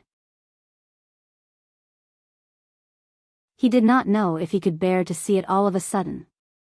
Old Master Sun Wen valued his grandson too much, so he subconsciously treated Sun Lan as a child. He did not know that his grandson had already grown up. War was the best way to train people. At first, Sun Lan helped to command and dispatch.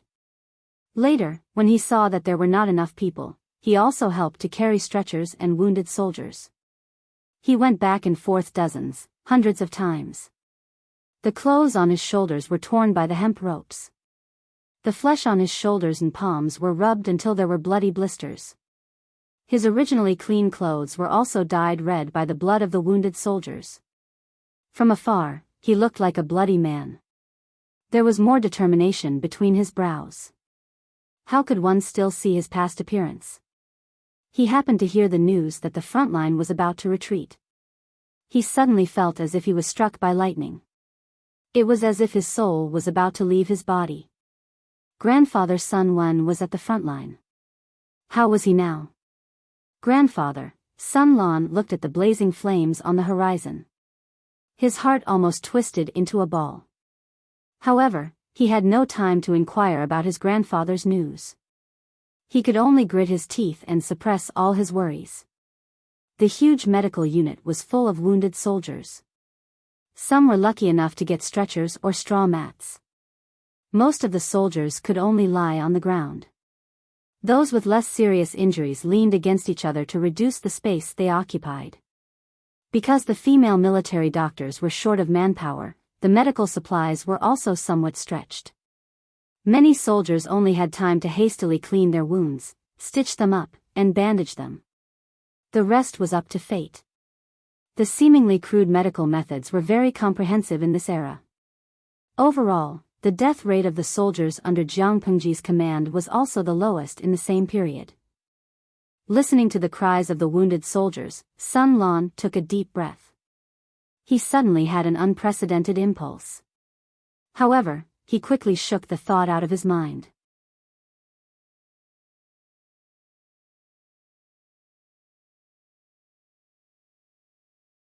Chapter 1537. There were many people in the Nye clan. The old master had given birth to 5 sons in one go, and the 5 sons had many children.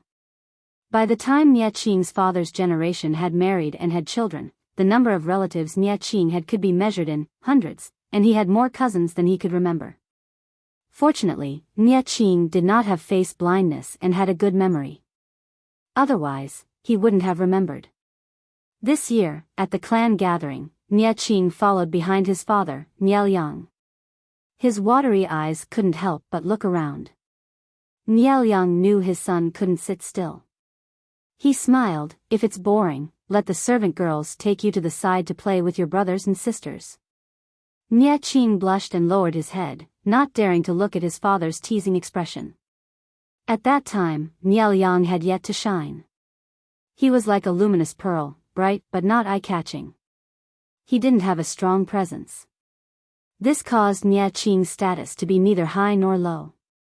Even so, the servant girls in the clan didn't dare to slight him and carefully served him. Nia Qing rested for a while in the side room. From the corner of his eyes, he saw a few children of the clan surrounding someone in the garden. What are you doing? Nia Qing was far away and couldn't hear what they were saying. But he could see the children shrunk their shoulders, their faces full of grievance. The group of young Langjuns saw Nia Qing come over and immediately showed displeased expressions. I'm just having a chat with my brothers. The one who said this was the tallest Langjun. Nia Qing recognized him. He was the eldest grandson of the Nia family's first branch. So it's like this. I misunderstood. Please forgive me, cousin. As Nia Qing finished, he beckoned to the boy of the same age who was surrounded. Come here, the elders are looking for you. The servant girls looked for you for a long time and thought you were lost. Come with me. The moment he said this, the eldest grandson's face darkened. But Nia Qing's expression was natural and he couldn't question him. He could only watch as Nia Qing took Nia Yang away. Were they bullying you just now? He had a good memory and faintly remembered that this harmless rabbit-like Lang Jun was his uncle's child. Nia Yang pinched his fingers and nodded. His eyes were still red, making him look even more like a rabbit. Why did they bully you?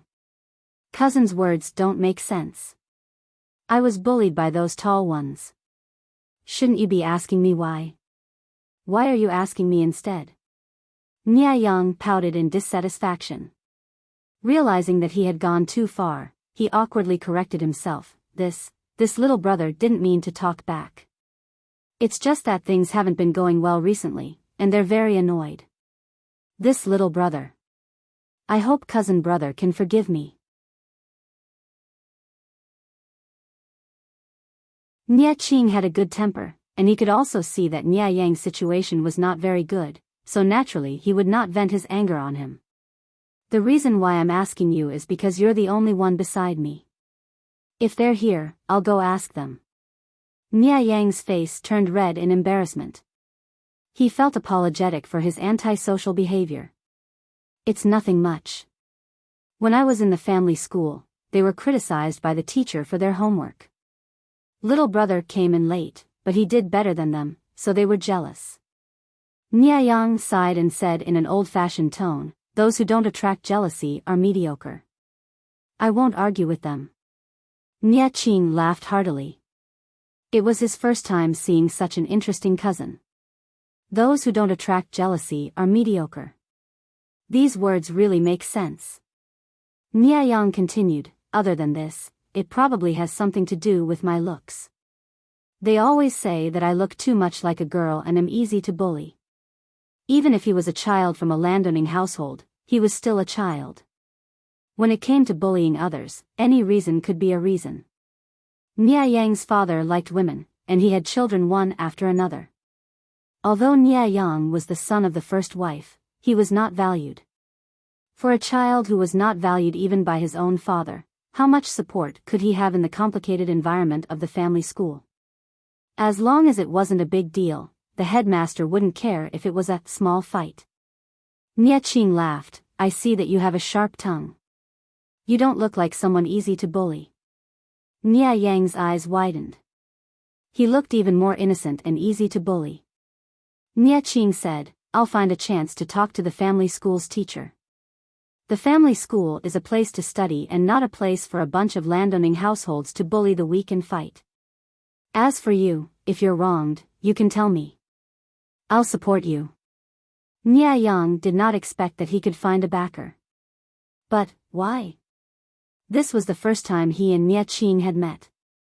He was not used to the other party being so intimate right from the start. One who was unaccountably solicitous was hiding evil intentions. Later, it was proven that Nia Qing's temperament was like this. It was a proper central air conditioner, but this one took special care of Nia Yang. Thank you, big brother. Nia Yang was only half a year younger than Nia Qing, but the two of them were half a head apart. Nie Qing thought to himself, could it be that his uncle had deducted Nie Yang's rations, causing this younger cousin to be so skinny and small? No wonder he was bullied by others. Perhaps it was fate. Although the two of them were not blood-related brothers, they got along well. Not long after, they were like one person. Nie Yang's good days did not last long. He was secretly pushed into the pond and choked a few times. That night, he caught a cold. When Nie Qing heard the news, he rushed over to see him.